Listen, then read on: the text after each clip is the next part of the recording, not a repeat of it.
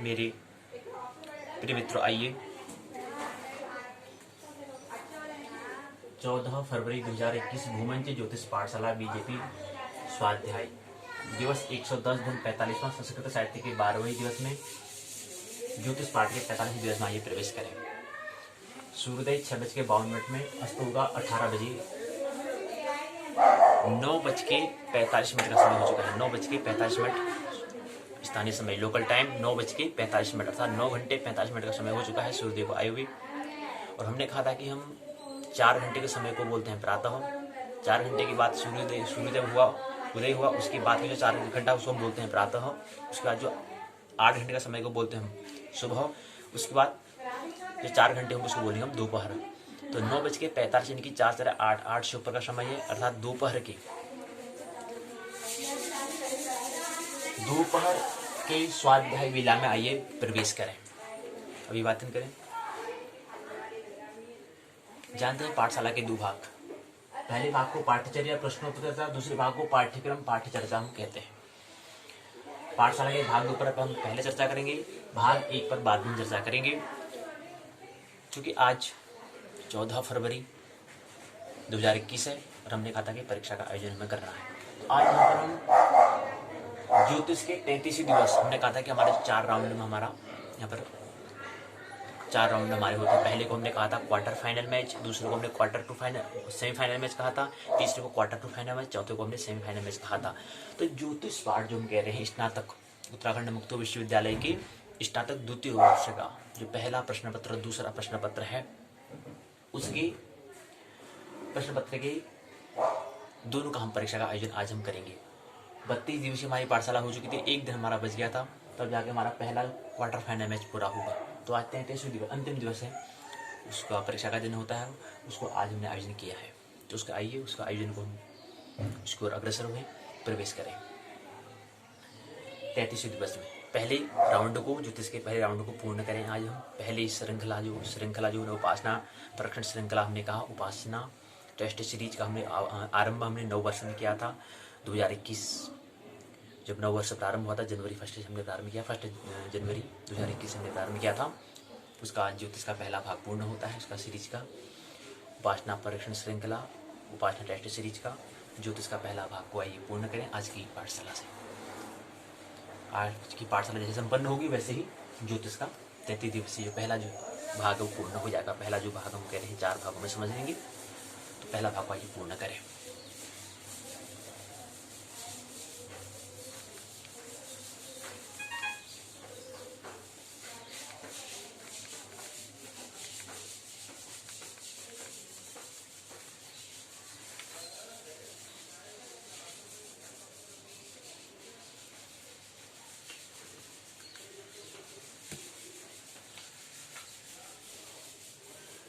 आइए प्रवेश करें।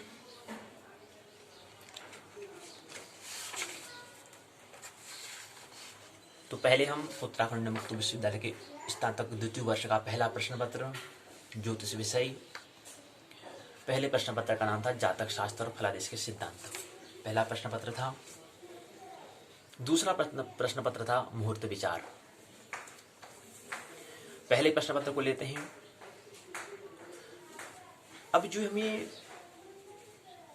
जब हमारा दोनों प्रश्न पत्रों में चर्चा हम कर लेते हैं, उसके अंतिम दिन जो हम परीक्षा का आयोजन करते हैं वो इससे लेते हैं कि वो जो हमारा उत्तराखंड मुक्त विश्वविद्यालय जो परीक्षा का आयोजन कराता है, उसके आधार पर उसका एक बार हम पुनरावृत्ति हम खुद कर लेते हैं स्वाध्याय में। वो भी 80 पूर्णांक, ये भी 80 पूर्णांक का होता है। हालांकि पूर्णतः वैसे तो नहीं होगा, खैर हुबहू तो नहीं होगा, सेम वैसा तो नहीं होगा, लेकिन थोड़ा सा मनस कल्पना के आधार पर कर सकते हैं। ये कल्पना आधार कर सकते हैं कि हम परीक्षा भवन में बैठे हैं, हम परीक्षा दे रहे हैं, ऐसा हम कर सकते हैं। तो पहले राउंड में हमने कहा, तो जो दोनों प्रश्न पत्र को पूर्ण चर्चा करने के बाद जो एक दिन का जो हमने स्पेशल दिन बनाया है, उसको हमने 80 जो हमारे लिखित परीक्षा जो हमारे रिटन एग्जाम होता है उसके उस पर आधारित है। और मध्य में जो हम एक जब पार्ट पर हमारा एक प्रश्न पत्र पूर्ण होता है, उसके बाद भी हम क्या करते हैं, प्रश्न पत्र एक हम करते हैं, एक टेस्ट एक परीक्षण हम करते हैं, एक अवलोकन उसको हम करते हैं। वो क्या है, वो सत्र कार्य को बिलोंग करता है, उसको दिखाता है, उसको शो करता है। जो सत्य कार्य के लिए हम तैयार हो रहे नहीं हो रहे, इसलिए हमने इसको एक प्रश्न पत्र से पूर्ण होता है तो बीच में परीक्षण हम करते हैं। जैसे आगे संस्कृत वाले जो हम साहित्य समझ रहे हैं, जो संस्कृत साहित्य का हम जो पहले प्रश्न पत्र को समझ रहे हैं, पद्य गद्य व्याकरण, इसका भी परीक्षा है 18 फरवरी को है। 18 फरवरी 2021 को उसका परीक्षा है, परीक्षण हमें करना है। तो हमारे 20 प्रश्न हम लेंगे, एक एक अंक का होगा। वही जो सत्र कार्य में जो हमारा एक प्रश्न पत्र जो था 100 अंक का होता है, उसी को हम यहाँ पर लेने का प्रयास हम यहाँ पर करेंगे। वही तो 20 पूर्णांक उसका होता है, 20 प्रश्न होते हैं। अब विश्वविद्यालय को 3 भागों में बांटा है, 6, 7, 7 में बांटा है। 6 तो आसान प्रश्न होंगे, लेकिन उसके बाद जो आने वाले जो 7 प्रश्न होंगे वो थोड़ा जटिल कर देंगे, और उससे आने वाले जो 7 प्रश्न वो और भी जटिल कर देंगे, उस प्रश्न को और जटिल बना देंगे।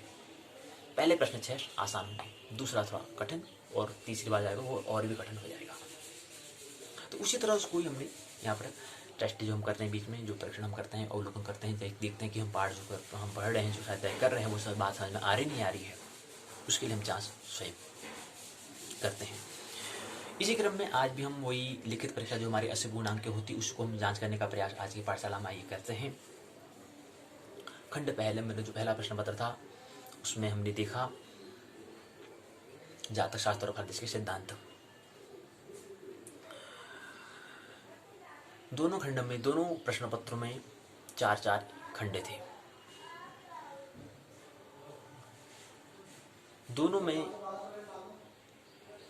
मिलाकर हमने देखा कि 20 इकाई दोनों प्रश्न पत्र में थी।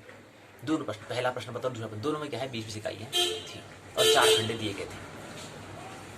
हमने देखा पहला प्रश्न पत्र का नाम था जातक शास्त्र और फादेश का सिद्धांत। दूसरे प्रश्न पत्र देखा हमने मुहूर्त विचार। प्रश्न पत्र का नाम जो शीर्षक, जो टाइटल था, शीर्षक था, वो ये था। यहाँ पर प्रश्न फिर होंगे, हमने कहा था जो लिखित परीक्षा होती है उसमें प्रश्न कितने होते हैं? उसमें प्रश्न हमारे 8 होते हैं। पहले लघु होता है, फिर दीर्घ होते हैं।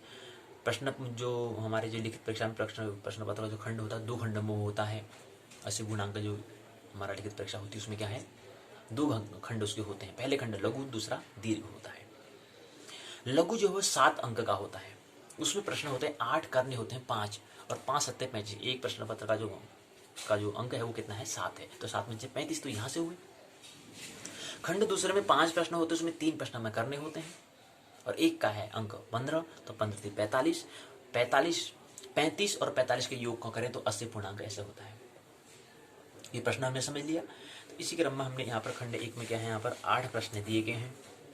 पहला प्रश्न है, पहले प्रश्न को पढ़ लें, फिर उसमें कोई हमें 5 प्रश्न, एक पर हमें सवाल के जवाब देने हैं।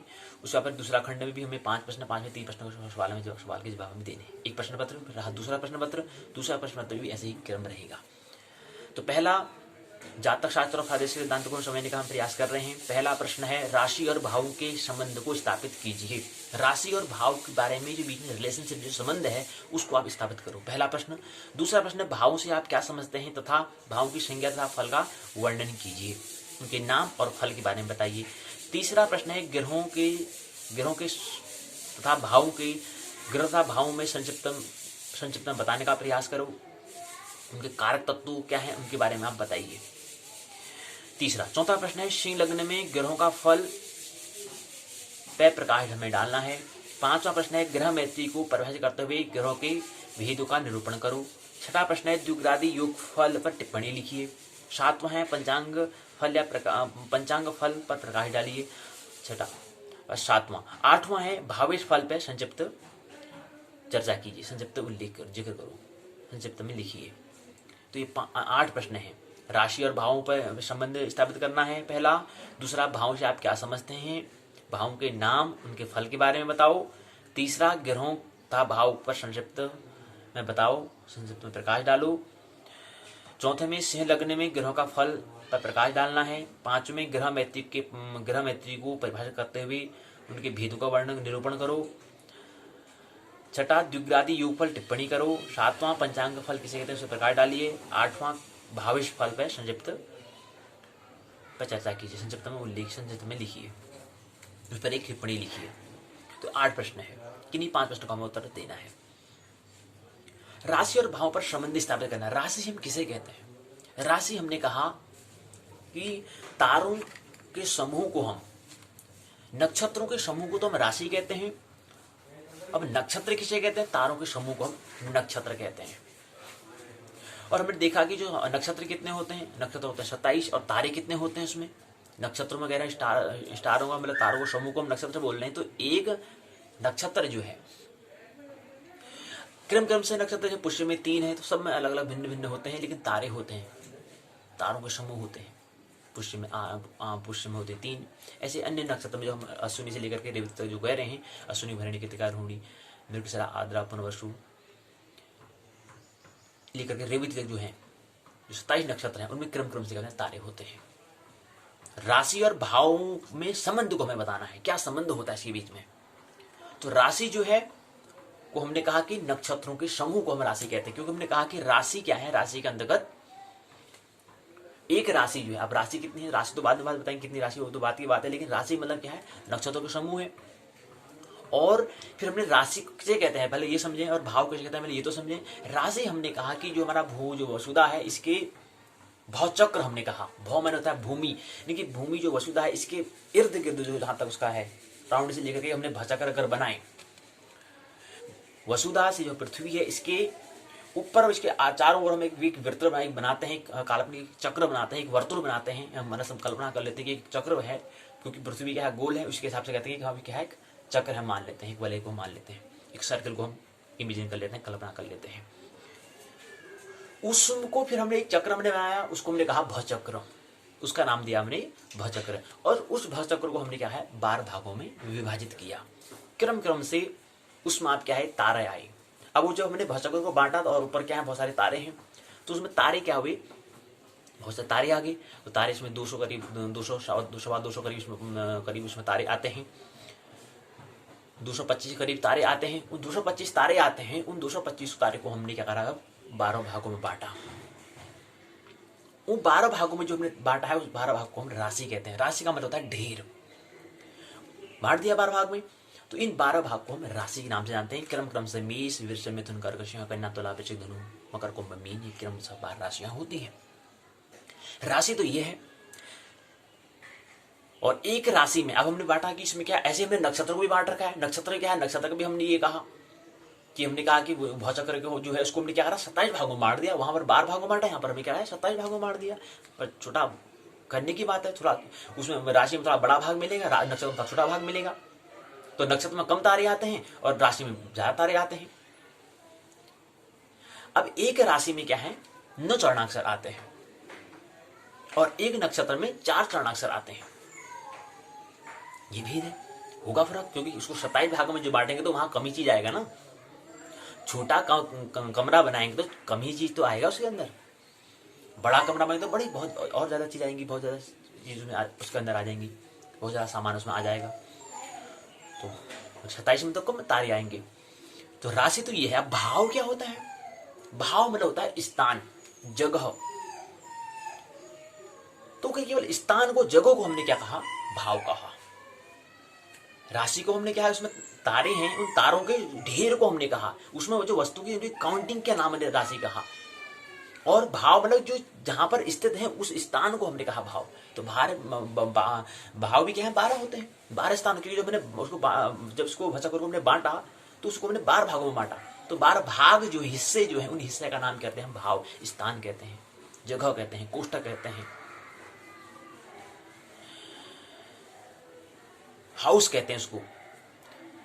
तो भाव और राशि में यही संबंध है। राशि मतलब वहां पर जो नक्षत्र उनके ढेर की बात कर रहे हैं, भाव का मतलब स्थान की बात कर रहे हैं। इन दोनों में यही संबंध होता है। यह पहला प्रश्न है, यही प्रश्न पूर्ण होता है। दूसरा प्रश्न है, भाव से आप क्या समझते हैं? भाव के नाम और फल का बारे में बताओ। भाव से आप क्या समझते हैं? भाव हमने कहा क्या है? कि स्थान है। भवचक्र में जहां पर हमने जब उसको हमने 12 भागों में बांटा, उस 12 भाग के भाग को हमने कहा, हिस्से को क्या कहा हमने? स्थान को क्या हमने? भाव कहा। भाषा की फर्क है, इसको हाउस भी कह रहे हैं, ये बात एक ही है। कोष्ठक कह रहे हैं, वो भी बात एक ही है। भाव कह रहे तो भी बात एक ही है। तो 12 स्थान को हमने क्या कहा? भाव कहा। तो इससे क्या समझते हैं आप? इससे हम ये समझते हैं क्या समझते हो इससे? इससे हम समझते हैं कि जो हमारा पृथ्वी है उसके बाहर जो इर्द गिर्द जो हमने एक भौचक्र बनाया उसको हमने 12 भागों में बांटा है, उसको हम जो स्थान जगह को, तो भाव से क्या समझते हैं? सीधे स्थान से समझते हैं, कहने का मतलब है। भाव का मतलब स्थान से, जगह से हम समझते हैं, जगह से बात समझनी चाहिए, ये हम समझते हैं। भावों का नाम क्या है बताइए? भाव का नाम हमने कहा कि पहले को हम उससे हम देखते हैं लग्न देखते हैं, शरीर को देखते हैं, व्यक्तित्व को देखते हैं, उनके नाम दिए गए हैं।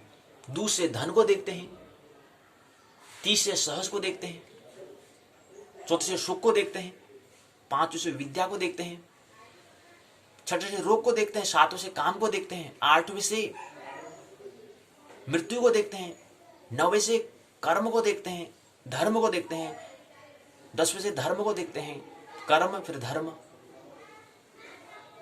9वें से धर्म को देखते हैं, 10वें से कर्म को देखते हैं, 11वें से हम आय को देखते हैं, 12वें से व्यय को देखते हैं। ये तो पूछा है इस प्रश्न में।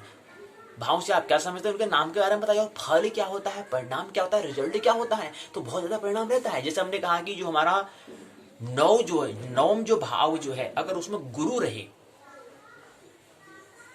नवम भाव में अगर गुरु विद्यमान है, अगर गुरु उस भाव में उस जगह में अगर गुरु होगा, गुरु अब कौन? गुरु मतलब जो ग्रह की हम बात कर रहे हैं, ग्रह अगर मौजूद रहेगा तो उसका फिर उस व्यक्ति का, हमने नौ क्या कहा? नौ हमारा कर्म के लिए होता है। हमारा कर्म क्या होगा? हमारा जॉब क्या होगी? हमारा करियर क्या होगा? ज्योतिष होगा, अध्ययन, शिक्षक के क्षेत्र में, शिक्षा के क्षेत्र में ये दिखाता है। तो ऐसे ही पूछने का प्रयास यहाँ पर किया। तो अगर नौम भाव में अगर गुरु अगर विराजमान है तो होगा उसका करियर क्या होगा? उसका कर्तव्य क्या होगा? ज्योतिष में होगा। शिक्षा के क्षेत्र में उसका क्या होगा? करियर होगा। ये इसका क्या है? परिणाम होता है। ऐसे अन्य तरह से 11 भाव है उनमें भी इसी प्रकार से हमें समझना चाहिए। तो दूसरा प्रश्न भी यहाँ पूर्ण होता है। आइए तीसरे प्रश्न की ओर यात्रा करें।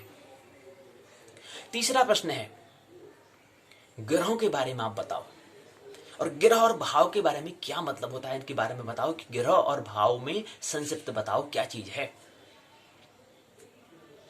ग्रह तथा भाव के बारे में, ग्रह तथा भाव के बारे में संक्षिप्त में टिप्पणी करें, बताओ क्या चीज है ये, इनके कारक तत्व क्या होते हैं, कारक तत्व का मतलब क्या होता है ये बताओ। तो ग्रहों तथा भाव पर संक्षिप्त में हमें क्या करना है? टिप्पणी करनी है, साथ में कारक तत्व क्या होते हैं। कारक मतलब तो कार्य करने वाला। हमने कहा, जैसे कि हमने कहा कि एक जन्म कुंडली हमने बताई, अगर बनाए जन्म कुंडली अगर यहाँ पर है। अब कारक पहले समझ कि ग्रह क्या है। ग्रह तो हमने कहा कि जो चलायमान हो। पहले एक बात को समझे, ग्रह, भाव और कारक तत्व, तीन चीजें हमें प्रश्न पूछी गई है। पहले पूछा है ग्रह के बारे में, दूसरे भाव के बारे में। भाव के बारे में हमने समझ ही लिया है, कुछ खास समझना नहीं, वही हम यहाँ पर लिख देना है। तो ग्रह के बारे में क्या हमने कहा? ग्रह मतलब जो चलायमान हो, जो गति करता हो, जो घुमक्कड़ हो, जो घूम रहा हो, उसको हम ग्रह कहते हैं। उसको हम प्लैनेट कहते हैं। भाषा का फर्क है, कहते हैं ग्रह। संक्षिप्त में बताइए क्या चीज है। अब ग्रह के नाम बताओ, पूछ रहे हैं ग्रह क्या चीज होता है। 12 ग्रह होते हैं, 9 ग्रह कब से हमने कहा, और 7 ग्रह हमने, 7 ग्रहों में 2 ग्रह राहु केतु का हमने जिक्र नहीं किया, उसी से हमने 7 ग्रहों से वार का हमने जिक्र किया। तो ग्रह क्या है? 12 ग्रह हैं। बताइए क्रम क्रम से। सूर्य हो गया, बुध हो गया, शुक्र हो गया, पृथ्वी तो हम ग्रह स्वयं इसमें निवास कर रहे हैं, इसको भी हम ग्रह कहते हैं, लेकिन यहाँ पर गणना नहीं करते हैं क्योंकि यहाँ पर हम विराजमान, यहाँ पर हम मनुष्य रहता है, इसलिए निवास घर है, इसी गणना हम ग्रह में नहीं करते हैं, 12 ग्रह में नहीं करते हैं।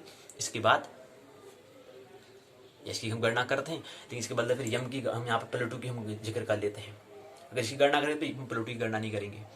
तो सूर्य, बुध, शुक्र, पृथ्वी की बात हम नहीं करते हैं, गुरु, शनि, राहु, केतु, अरुण, वरुण, यम, पृथ्वी, चंद्रमा, वैसे 13 हैं, लेकिन 12 ग्रह में करेंगे तो 12 ग्रह में फिर हम पृथ्वी को नहीं लेंगे। वैसे 13 है, वैसे 12 है, अगर यम को भी अगर लें तो इस तरह से 12 ग्रह होते हैं। इनको हमने ग्रह कहा। सूर्य भी ग्रह है, ये भी ख्याल दें, क्योंकि सूर्य भी क्या है? घूम रहा है। तो दूसरा प्रश्न का मतलब यह हुआ कि ग्रह का मतलब ये है। भाव का मतलब हमने कहा, भचक्र को हमने 12 भागों में बांटा, स्थान के नाम को हम भाव कहते हैं। और भाव के बारे में हमने कहा कि कौन कौन सा किसका भाव को जो है उसके हमने बताया कि उसकी नाम क्या है, उससे क्या हम देखते हैं। हमने कहा पहला, तो पहले से हम क्या देखते हैं? लग्न को देखते हैं, शरीर को देखते हैं, उसके व्यक्तित्व को देखेंगे। उसका व्यक्तित्व, पर्सनालिटी, उसका व्यक्तित्व विकास होगा नहीं होगा, वो कहां से देखेंगे? लग्न से देखते हैं। और लग्न में यदि शुक्र हो तो क्या होगा? लग्न में यदि ग्रह, अगर ये वाला पहला क्रम से सूर्य ये भी अगर बैठे हैं तो क्या होगा? अब देखते हैं ना, भाव में ये तो देखते हैं, ग्रह हम कह रहे हैं, ग्रह अगर 12 स्थान में से कहीं कहीं पर बैठ विराजमान हो तो क्या होगा? वहां पर उस जातक पर क्या प्रभाव पड़ेगा? उस जाति का पर क्या प्रभाव पड़ेगा? ये चीज यहाँ पर समझाने का प्रयास है। इस प्रश्न का हमें जवाब देना है कि ग्रह और भाव में बताओ कारक तत्व क्या होता है। कारक हमने कहा, कारक मतलब कार्य को करने वाला जनक का नाम होता है कारक, फैक्टर, कर्ता, कार्य को करने वाला। कौन है कार्य को करने वाला? जिस समय जातक का जन्म हो रहा है उस समय उस भाव में कौन कौन सी राशि बैठी है, उन राशि के स्वामी का हम कहते हैं कारक। उदाहरण के लिए देखिए, अगर किसी मित्र का जन्म हो रहा है उस समय वहां पर क्या है, पांचवी राशि बैठी है, मतलब पांचवी राशि क्या है उस समय लग्न। मतलब लग्न में क्या मतलब क्या होता है, लग्न इति लग्नम, मतलब उसमें सूर्योदय में हमने तारों का मतलब जो है उसका जन्म हो रहा था उस समय पहला नामक जो लग्न नामक जो है उसमें लग रहा था, और उदय जो पूर्व दिशा में उदय हो रहा था, जो क्षितिज वहां पे क्या होता है, जो उदय हो रहा था, कौन सा हो रहा था उस समय? उस समय पांचवी राशि अर्थात सिंह राशि थी, और सिंह राशि के स्वामी होते हैं सूर्य। और उस समय अगर उदय कौन सा हो रहा है, उदय हो रहा है उस समय सिंह नाम की राशि है, उसके स्वामी होते हैं सूर्य, उसमें सूर्य उदय हो रहा था। और सूर्य को हम क्या बोलेंगे है, लग्नेश कहेंगे। सूर्य लग्नेश है, और जो हमारी जो राशि पांचवी राशि हुई, और कौन सी लग्नी की कुंडली है, सिंह लग्नी की कुंडली है। तो वो कहेंगे कि इस मित्र का, इस जातक का क्या है, इस जाति का क्या है, सिंह लग्नी की कुंडली है, और यहाँ पर कौन सा है, इसमें इसके स्वामी इसके लग्नेश कौन है, सूर्य है। इसी प्रकार से लग्नेश में धन होगा तो धन का धनेश हो जाएगा, सुख का तो सुकेश बोल देंगे। सुकेश मतलब क्या है, जो उसमें जो राशि जो उसमें जो जिसमें जातक का जन्म हुआ उस समय फिर राशि की गणना करें, 5 6 7 8 9 10 11 12 की हम बात करेंगे। अब 12 राशि के स्वामी को हम बोल देंगे लग्नेश, उनकी भाविश बोल देंगे। भाव के 30 कार्य करने वाला कारक तत्व यही है। तो कारक तत्व तो कौन है, ग्रह होते हैं। ये तो भाविश की बात है, भाव इसकी हमने बात कर दी। कारक तत्व क्या होते हैं, जो कार्य करने वाले कौन है, ग्रह होंगे।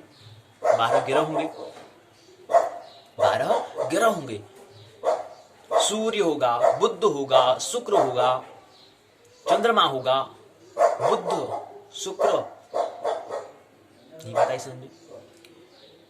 पहला हमने कहा रवि, सोम, मंगल, बुध, बृहस्पति, शुक्र, शनि, राहु, केतु, अरुण, वरुण, यम, ये 12 ग्रह हैं। इन 12 ग्रह को हम कारक तत्व कहते हैं, इनके द्वारा कार्य होता है। इनकी विग्रह मैत्री क्या है, इसके बारे में कारक तत्व बाद में लिखना है। तीसरा प्रश्न में ये लिखना है, ग्रह और भाव के बारे में बताइए और कारक तत्व क्या है। कारक तत्व में कार्य करने वाले तत्व कौन होते हैं, हमारे ग्रह होते हैं, उसके बारे में तीसरा प्रश्न। चौथा प्रश्न आता है,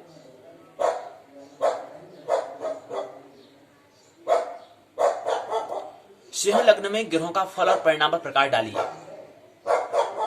सिंह पहला 3 प्रश्न होंगे, 2 प्रश्न और शेष जाते हैं, उसका फिर खंड पहले को विराम देंगे, क्योंकि हमें 8 में केवल 5 प्रश्न का सवाल का जवाब देना है। प्रश्न पूछा है, सिंह लग्न में ग्रहों का फल पर प्रकाश डालिए। सिंह लग्न हमने क्या कहा, सिंह लग्न का मतलब जिसमें जातक का जातिका का जन्म हो रहा था उसमें कौन सा, अब लग्न कह रहे हैं, लग्न का मतलब लग्न एक पूर्व दिशा में उसमें कौन क्या चीज उदय हो रहा था। लग्न इतिम लग्न मन की जो पूर्व दिशा की ओर क्षितिज में कौन सी चीज उदय हो रही थी,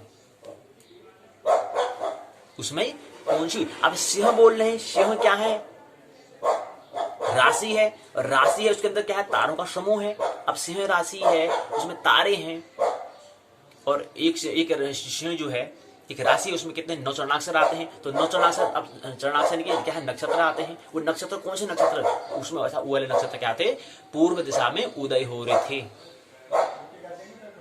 तो सिंह जो हम राशि जो हम कह रहे हैं, सिंह राशि जो है उदय दिशा में, लग्न मतलब जिसमें पूर्व दिशा में क्षितिज दिशा में जो चीज उग रहा है। सिंह हमने कहा सिंह राशि मतलब सिंह नामक जो ढेर है, अर्थात सिंह राशि कहने का मतलब उसके अंदर क्या, उसका कहने का मतलब उसमें तारों का समूह। सिंह राशि कहने का मतलब उसमें तारों का समूह। जब पूर्व जिसमें जातक का जन्म हो रहा है उसमें पूर्व दिशा में कौन सी तारों के समूह उदय हो रहे हैं, कौन से तारों के समूह का हमने नाम दिया है मेष। अब 12 ही होंगे वो, या मेष रूपी समूह होगा, मेष, वृष, मिथुन, कर्क, सिंह, कन्या, तुला, वृश्चिक, धनु, मकर, कुंभ, मीन, ये 12 ही हो सकते हैं। तो कौन सा ढेर जन्म ले रहा है, सिंह ले रहा है, तो उसका नाम उसकी राशि क्या हो जाएगी, सिंह राशि हो जाएगी, सिंह राशि हो जाएगी, और सिंह लग्न हो जाएगा उसका, सिंह लग्न हो जाएगा उसका। तो सिंह लग्न क्या बन जाएगी, कुंडली, जन्म कुंडली उसकी हो जाएगी, उसको हो जाएगा। सिंह लग्न में ग्रहों का फल क्या होता है, सिंह लग्न में, अब अगर सिंह लग्न है उसमें ग्रहों का परिणाम क्या होगा,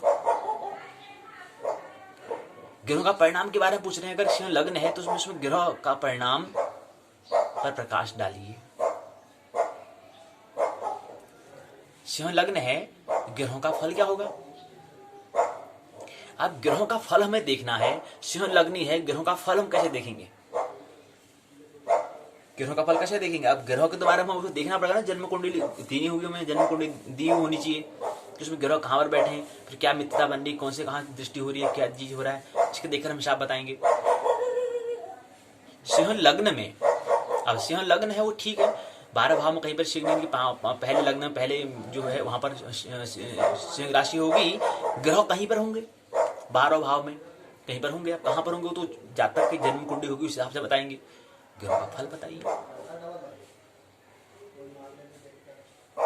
ग्रहों का फल बताइए। भाई ये प्रश्न समझ में नहीं आया तो इसको क्या करो, समय व्यतीत मत करो, आगे बढ़ जाओ। कुछ प्रश्न की, इस प्रश्न में कुछ समय कमी लगती है या उसका हमें समझ में बात नहीं आ रही हो तो हमें 3 प्रश्न दे दे, 2 प्रश्न भी और देने, हमें बता दो द्विघाती योगफल क्या होता है, उसे बता दीजिए। इसमें बात अगर पूरी समझ में नहीं आ रही, कोई बात नहीं, भूल जाओ, छोड़ दो उसको, आगे बढ़ जाओ। चौथा प्रश्न आएगा, द्विघाती योगफल टिप्पणी कीजिए। द्विघाती योगफल हमने कहा कि क्या है, एक ही भाव में एक से ज्यादा ग्रह, 2, 3, 4, 5, 6, 7 का ग्रह है तो उसको हम कहते हैं द्विघाती योगफल कहते हैं। तो द्विघाती योग हो जाता है, उसका प्रभाव क्या पड़ता है, उसमें टिप्पणी हमें लिखनी है। तो टिप्पणी हमें क्या लिखेंगे, अब द्विघाती योगफल हमने कह दिया, इसके लिए हमें स्थिति होगी ना, इसमें हमारी कंडीशन होगी कि आप द्विघाती योग करें, 2 योग करें, 2 में आप क्या है, सूर्य है, चंद्रमा है, सूर्य की चंद्रमा है कि सूर्य की बुध है, द्विघाती में कहें तो सूर्य की मंगल है कि सूर्य है कि शुक्र है। इसलिए हम 9 ग्रह से 12 ग्रह का करेंगे तो ऐसे करके बहुत सारी हमारी स्थिति बनेगी, कंडीशन हमारी बनेगी, सिचुएशन बनेगी। अब द्विग्रह में तो 2 ग्रह कोई भी आ सकते हैं, हो सकता है कि सूर्य ले लें या चंद्रमा बुध को ले लें, शुक्र मंगल को ले लें, राहु और मंगल को ले लें, तो ऐसी बहुत सारी स्थितियां आएंगी। तो इसमें हमें क्या करना है, इसका टिप्पणी करनी पड़ेगी। तो इसमें हमें क्या करना है, इसका योग बताना है तो उसमें क्या अपनी एक द्विग्रादी का एक बता देना है, फिर त्रिग्रादी का बनाना है, फिर चतुर्थ का, फिर 5 का, फिर 6 का, 7 का क्या है उदाहरण हमें एक दे देना है। बस एक स्थिति है तो समझ में आएगी, बात क्या समझ में आ जाएगी। तो उसमें क्या करना है, केवल हमें एक उदाहरण दे देना है। विकल्प तो बहुत सारे हो सकते हैं, विश्लेषण तो हमें बहुत कुछ भी करना है इसमें, लेकिन एक उदाहरण के लिए हमें बता देना है। स्थिति बहुत हो सकती है, स्थिति मतलब कि यार 2 ग्रहों में आपको कोई भी 2 ग्रह कितना आ जाएंगे, 12 ग्रह हैं, हो सकता है कि अरुण और मंगल का बन जाए। वो तो जातक जो है, जो जातिका है, जो जन्म ले रही है उस समय के हिसाब से स्थिति पर निर्भर करेगा। तो हमें कोई भी कंडीशन में आनी चाहिए, कोई भी स्थिति हो सकती है उसमें। इसे सभी स्थिति का हमें ख्याल रहेगा, तो सभी स्थिति का हमें ख्याल रहेगा तो हम कोई भी जातक है उसके जाति का उसका हम फलादेश कर सकते हैं। इसकी पुस्तक का नाम क्या है, फलादेश का सिद्धांत, फल का आदेश करना, फलादेश के बारे में, परिणाम के बारे में बताना। तो इसमें ये इसी हम लिख देंगे। अगला आता है पंचांग फल क्या है। ठीक है, ये प्रश्न भी अच्छे तैयार नहीं हो, इसको भी छोड़ दो, अगले प्रश्न बढ़ जाओ। अगला आता है पंचांग फल पर प्रकार डालिए। पंचांग फल किसे कहते हैं भाई, बताइए। पंचांग हमने कहा कि तिथि वार नक्षत्र योग करण को पंचांग कहते हैं, उसका फल के बारे में बताओ, फल क्या है। पंचांग फल प्रकाश में डालना है जी।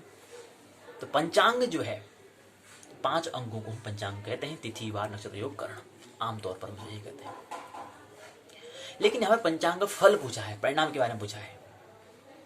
अगर कोई व्यक्ति क्या है, पंचांग मतलब जो पहले तिथि में, अगर तिथि में जन्म ले रहा है, चतुर्दशी में तिथि में जन्म ले रहा है, पंचांग फल का मतलब क्या है, पंचांग परिणाम के बारे में पूछ रहे हैं कि पंचांग जो हम कह रहे हैं, तिथि वार नक्षत्र योग करण जो कह रहे हैं, अगर कोई जाता है ये वाले तिथि में, प्रतिपदा में, द्वितीया में, तृतीया में, चतुर्थी, पंचमी, षष्ठी, सप्तमी, अष्टमी, नवमी, दशमी, एकादश, द्वादश, त्रयोदश, चतुर्थी, अमावस्या या पूर्णिमा या अमावस्या, इन 16 तिथियों में 16 कलाओं में से एक तिथि में जन्म ले रहा है तो उसका परिणाम क्या होगा। अगर शुक्ल पक्ष की प्रतिपदा होगी या कृष्ण पक्ष प्रतिपदा होगी तो परिणाम क्या होगा। इसके बारे में, फल के बारे में बताओ। ऐसे ही तिथि के बारे में बताना है, ऐसे ही वार के बारे में, ऐसे ही नक्षत्र के बारे में, ऐसे ही योग के बारे में, ऐसे ही कर्ण के बारे में बताना है। तो थोड़ा बता देना पंचांग फल, और हम प्रकार डालना तो बता देंगे कि पंचांग फल बता देंगे 5 अंग होते हैं। तिथि जो है 30 तिथियां होती हैं, और कला की बात करें, चंद्रमा की कला होती है हमारी 16 कला होती हैं, जिसमें क्रमशः प्रतिवेदा, द्वितीया, तृतीया, चतुर्थी, पंचमी, षष्ठी, सप्तमी, अष्टमी, नवमी, दशमी, एकादशी, द्वादशी, त्रयोदशी, चतुर्दशी, और क्रमशः पूर्णिमा और अमावस्या। ये तिथियां 16 कला होती तो और कला क्या होती। कृष्ण कहेंगे कि चंद्रमा क्या है, 16 कला होती है, इसलिए हमने 16 तिथि कहा। अब कला क्या होता है उसके बारे में थोड़ा बता देना। ये कला क्या है कि प्रकाश, सूर्य का जो प्रकाश है उसके आधार पर जहाँ चंद्रमा का प्रकाश जो भाग दिख रहा है उसको हम कला कहते हैं। वो घटता रहता है, कभी बढ़ता है, तो 8 बार घटता है, 8 बार बढ़ता है, 8 बार बढ़ता, 8 बार घटता है, यानी कि 14, यानी कि 7 गुना 14 बार तो हमें दिखता है घटा हुआ है, बड़ा हुआ। लेकिन एक दिन अमावस्या होती है, पूरा दिन दिखता ही नहीं है, एकदम पूरा दिख जाता है हमें, उसको हम कला कहते हैं। अब योग के बारे में, अब नक्षत्र हमने कहा 27 नक्षत्र, वार के हमने कहा 7 वार होते हैं, उसमें 7 ग्रह होते थे, 7 वार का। लेकिन अब तो और ग्रह तो और वार भी हो सकते हैं, लेकिन उसमें जो ऋषि मनुष्य ने बनाए थे उसमें 7 ही वार थे, 7 ही ग्रह दिख रहे थे। 2 राहु केतु थे। 9 ग्रह की बात हम करते हैं तो 7 वार वो बता देना है। और हम भी जो दैनिक उपयोग में लाते हैं 7 वार का ही उपयोग में लाते हैं। तो आगे अनुसंधान शोध हो जाए तो 7 के बाद और भी ग्रह बढ़, और भी वार बढ़ सकते हैं, ये भी ख्याल रहे। तो ये हमें बता देना है कि क्या है 7, ये वार 7 होते हैं। इनका अगर वही वाला अगर मंगल में ले रहा है, रवि में ले रहा है, इसके बारे में बता देना है कि उसका फल क्या होगा। अगर आपने मंगल मिला तो क्या फल होगा इसका, बुध मिला तो बुधवार के क्या फल होगा। वो तो किसके आधार पर, हम ग्रहों के स्वभाव के आधार पर बताएंगे, उसका स्वभाव उस पर पड़ेगा। क्योंकि ज्योतिष क्या कहता है, ज्योतिष कहता है कि हम सभी क्या हैं, संयुक्त हैं, कंबाइंड हैं, एकजुट हैं। जो ग्रहों में होता है वो हमारे पर भी प्रभाव पड़ता है, क्योंकि हम क्या है, एक दूसरे से कनेक्टेड, जुड़े हुए हैं, सब संयुक्त है यहाँ पर। तो वहां जो घटना घटती है सूर्य पे, वो हमारे यहाँ पर भी घट जाएगी। इसीलिए बता रहे हैं कि और वार का क्या फल होगा, क्या परिणाम होगा, ये प्रश्न पूछा है। इसी प्रकार से आता है फिर हमने नक्षत्र की बात की। 27 नक्षत्र होते हैं, अश्विनी भरणी कृतिका से लेकर के रेवती पर्यंत 27 नक्षत्र होते हैं। उनका फल बताना। अगर युवाली नक्षत्र में अगर आपने जन्म लिया, युवाली अगर आपने जन्म लिया, युवाली में आपने जन्म लिया, अब उसके अंदर है क्या, नक्षत्र के अंदर तारे ही तो हैं। तारे का मतलब सूर्य तो ये है, और सूर्य के अंदर जो घटना होती है वो हमारे को प्रभावित करेगी। तो इसलिए इसका प्रभाव, फल, परिणाम बारे में बता देना है। ये प्रश्न पूछा है तिथि के बारे में। ऐसे आता है योग, नक्षत्र के बाद आता है योग। योग भी 27 होते हैं भाई। सूर्य चंद्रमा के जो मिलने से योग, योग का मतलब होता है मिलना, जो योग से जो बनता है, उन दोनों के मिलने से जो बनता है उसको योग कहते हैं। वो 27 योग बनते हैं, 27 बार मिलन होता है, उसको 27 योग हम कहते हैं क्रम से। 27 योग के बारे में, अगर ये वाले योग में अगर सिद्धि योग में जन्म ले रहा है, ये वाले जन्म योग में जन्म ले रहा है, ये वाला जन्म योग ले रहा है, तो उसका परिणाम क्या होता है इसके बारे में बताते हैं। और अब योग की बात करें, कौन किसका योग हो रहा है, चंद्रमा और सूर्य तथा ग्रहों का ही हो रहा है, तो उनका प्रभाव तो पड़ेगा भाई। उनके योग और ये बना तो इनका योग कैसे हमारे जीवन पर अनुकूल होगा, प्रतिकूल है, ये प्रभाव, उसका परिणाम के फल के बारे में। इस पुस्तक का नाम ही क्या है, जातक शास्त्र का सिद्धांत रखा है कि जातक के फल के बारे में, जातक के भविष्य के बारे में, जातक और जाति का मतलब व्यक्ति के बारे में, उनके भविष्य में जो घटना हो रही उसके लिए रूबरू कराना, उसके लिए जागरूक कराना कि आपकी स्थिति ये है। जागरूक कराना उद्देश्य क्या है, उसको ही फलादेश कहते हैं। उसके भविष्य के बारे में बताना, भविष्यवाणी करना, इसेंशियल जगत की बात को उनके सामने रखना। कहते हैं कि सत्य हमेशा कड़वा होता है, कभी होता नहीं, ख्याल रहे। सत्य सुनने की अभी हमें सुनने की तैयारी नहीं, इसलिए हमें कड़वा लगता है। इसलिए हमें क्या है, इसेंशियल जगत जो अनिवार्य जगत है वहां पर फिर कोई भी हम कुछ परिवर्तन नहीं कर सकते हैं। इनसे इसेंशियल जगत जो अनिवार्य जगत है वहां पर कोई परिवर्तन नहीं होता है। इसलिए क्या होता है कि ज्योतिष कहता है कि उसकी आपको भविष्य का दर्शन आप करा लो, वहां पर आप व्यर्थ की झंझटें मत पालना, कुछ परिवर्तन होने वाला वहां नहीं है। शायद इसी दृष्टि से आदमी को कहते हैं भाग्य कहते हैं। वो भाग्य इसलिए कहते हैं क्योंकि अनिवार्य जगत, अगर उस भाग्य को अनिवार्य से जोड़ देंगे तो वहां कोई परिवर्तन नहीं होता है। तो यही प्रश्न का मतलब बताना। अगला आता है कि योग के बारे में, हमें कर्ण के बारे में बताना है। कर्ण भी हमने कहा कि 12 कर्ण होते हैं। अगर वाला कर्ण में विष्टा के भद्रा कर्ण में जन्म हो रहा तो उसके प्रभाव क्या पड़ेगा उसके बारे में, तो 11 कर्ण उसके बारे में बता देना है। तो पंचांग फल के बारे में ये बताया था। उसके बाद आता है कि ये तो चौथा प्रश्न है। 5वां प्रश्न है भावेश फल पर संक्षिप्त टिप्पणी कीजिए। भावेश फल जो हम बात कर रहे थे, भाव से मैंने कहा कि जो राशि के स्वामी ही होता है। हमने कहा कि अगर किसी जातक का जन्म होता है, अगर उसका जन्म है, उसका अगर हम एक चक्र बनाएं तो उसके 12 भाव जो होंगे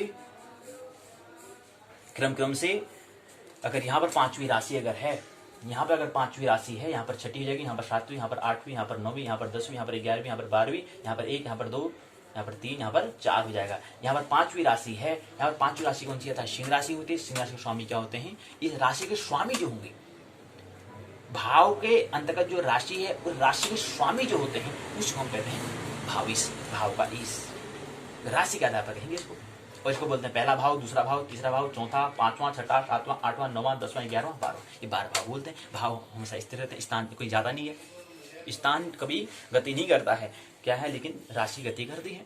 राशि मतलब क्या है, तारे, तारे मतलब गतिमान है। तारे मतलब क्या है, सूर्य, ये तो हमसे गति कर रहे हैं।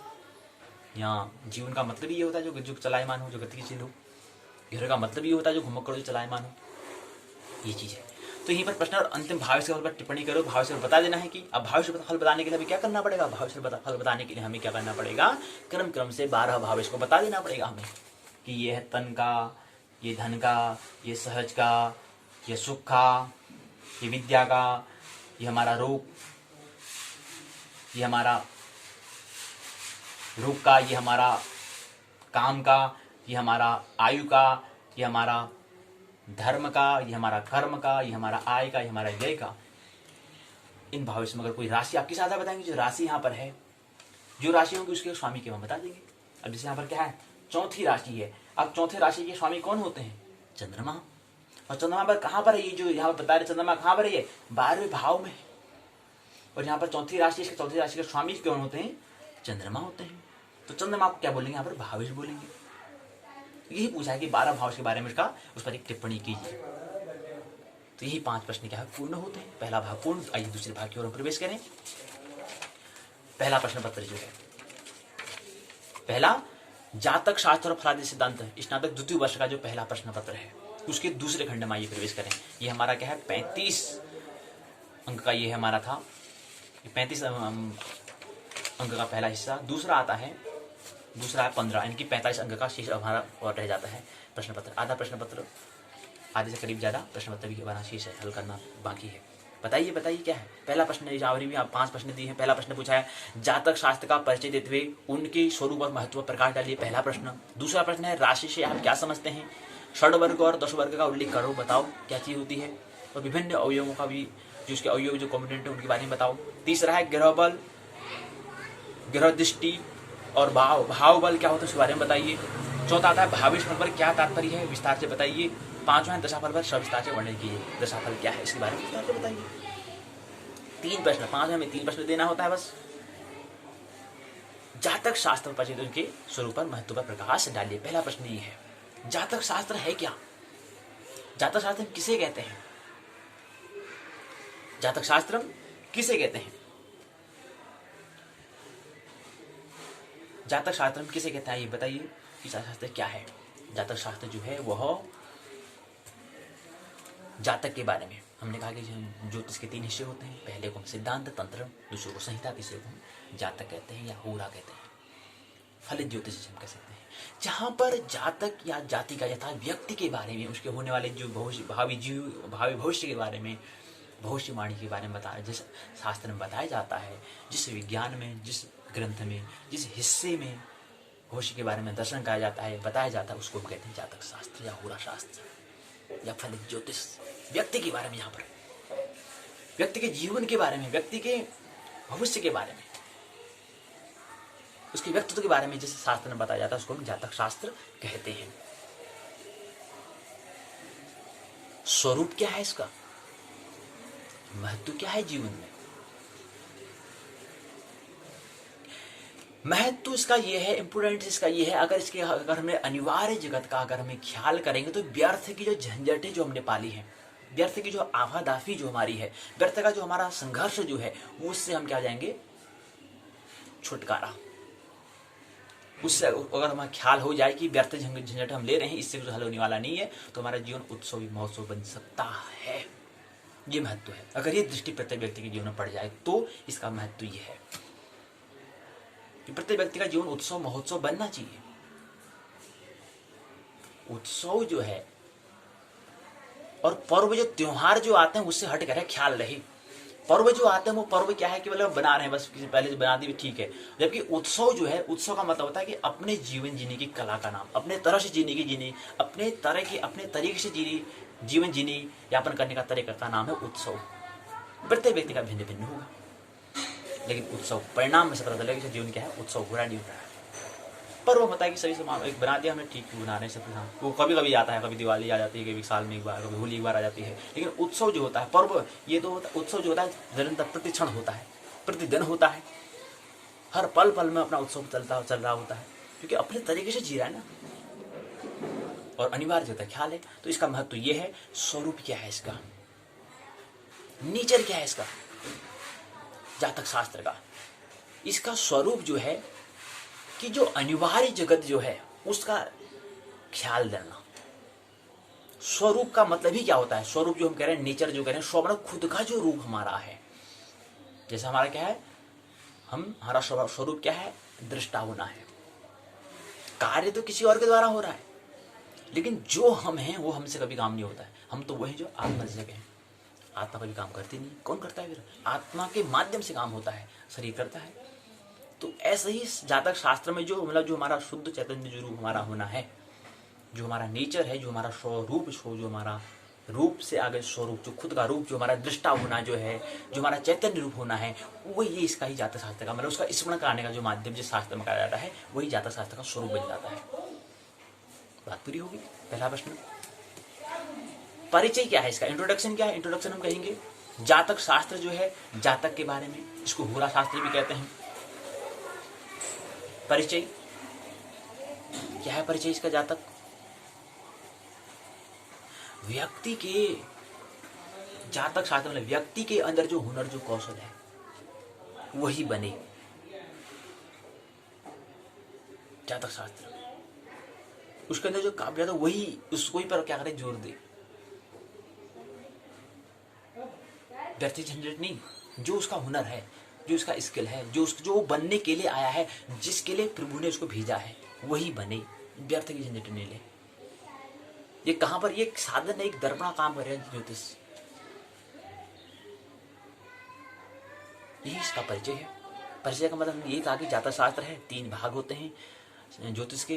ज्योतिष का मतलब होता है जो जिसका मतलब जिसका मूलभूत क्या होता है कि भविष्य में देखना। विज्ञान का मूलभूत है कि अतीत में देखना। तो भविष्य में जो घटना हो रही है उसके बारे में, मतलब भविष्य जो है ज्योतिष की दृष्टि असल में है क्या कि जो भी घटना जो हम अभी वर्तमान में है, जो भविष्य है वो आगे से आगे खींचता है और अतीत जो पीछे से हमें धक्का देता है। इस दोनों दृष्टि का नाम ही क्या है? ज्योतिष है। ज्योतिष कहता है कि हम जो अभी वर्तमान में जो हैं वो हमारा अतीत और भविष्य के दोनों के जोड़ से वर्तमान हमारा बना है या बनता है। ये दृष्टि, अभी वर्तमान में अगर हम आनंदित हैं तो इसका मतलब हमारा अतीत और भविष्य हमारा उस जोड़ से बना है। अगर अभी वर्तमान में अगर दुखी हैं, दुखी हो रहे हैं, बस कह रहे हैं कि यार संसार दुखालय ही है, तो इसका मतलब क्या, हमारा अतीत भी दुखालय रहा होगा और भविष्य भी दुखालय होना ही वाला है, क्योंकि वहीं से निकलता है। वही आगे फिर क्या होगा, अगर आज हम जो वर्तमान में अगर हमको आनंदित नहीं है तो भविष्य में भी हम कोई घटना नहीं, भविष्य भी हम कोई भविष्यवाणी नहीं कर सकते कि भविष्य में आपको खुश होगा, आपका भी आनंद रहेगा। ये भविष्यवाणी नहीं कर सकते हैं, क्योंकि यही वर्तमान से ही क्या है, प्रेजेंट हमारा क्या निकलता है, फ्यूचर निकलता है। ये दृष्टि का नाम ही यही परिचय है जातक शास्त्र का। यही ज्योतिष के अंतर्गत का जो पहला जो हिस्सा जो है जिसको जातक शास्त्र कहें, उसको व्यक्ति तक ये दृष्टि पहुंचाने का नाम, यही उसका परिचय है। दूसरा आता है राशि। आप क्या समझते हैं? षड्वर्ग ये प्रश्न को नहीं देंगे। दूसरा प्रश्न ले लेते हैं, ग्रह बल, ग्रह दृष्टि, भाव बल क्या होता है? बल के बारे में पूछा, फोर्स के बारे में, ताकत के बारे में, शक्ति के बारे में पूछा है।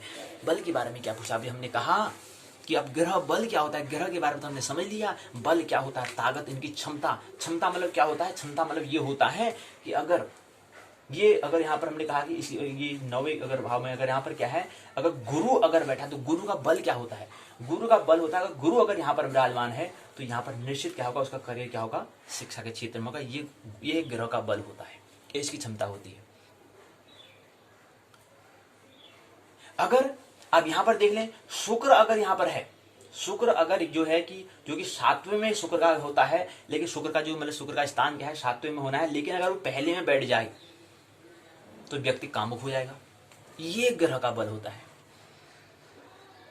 व्यक्ति का पूरा जीवन कामुक हो जाएगा। क्यों? शुक्र क्या है, काम का, और कहाँ घर है, 7वें से देखते हैं हम काम को।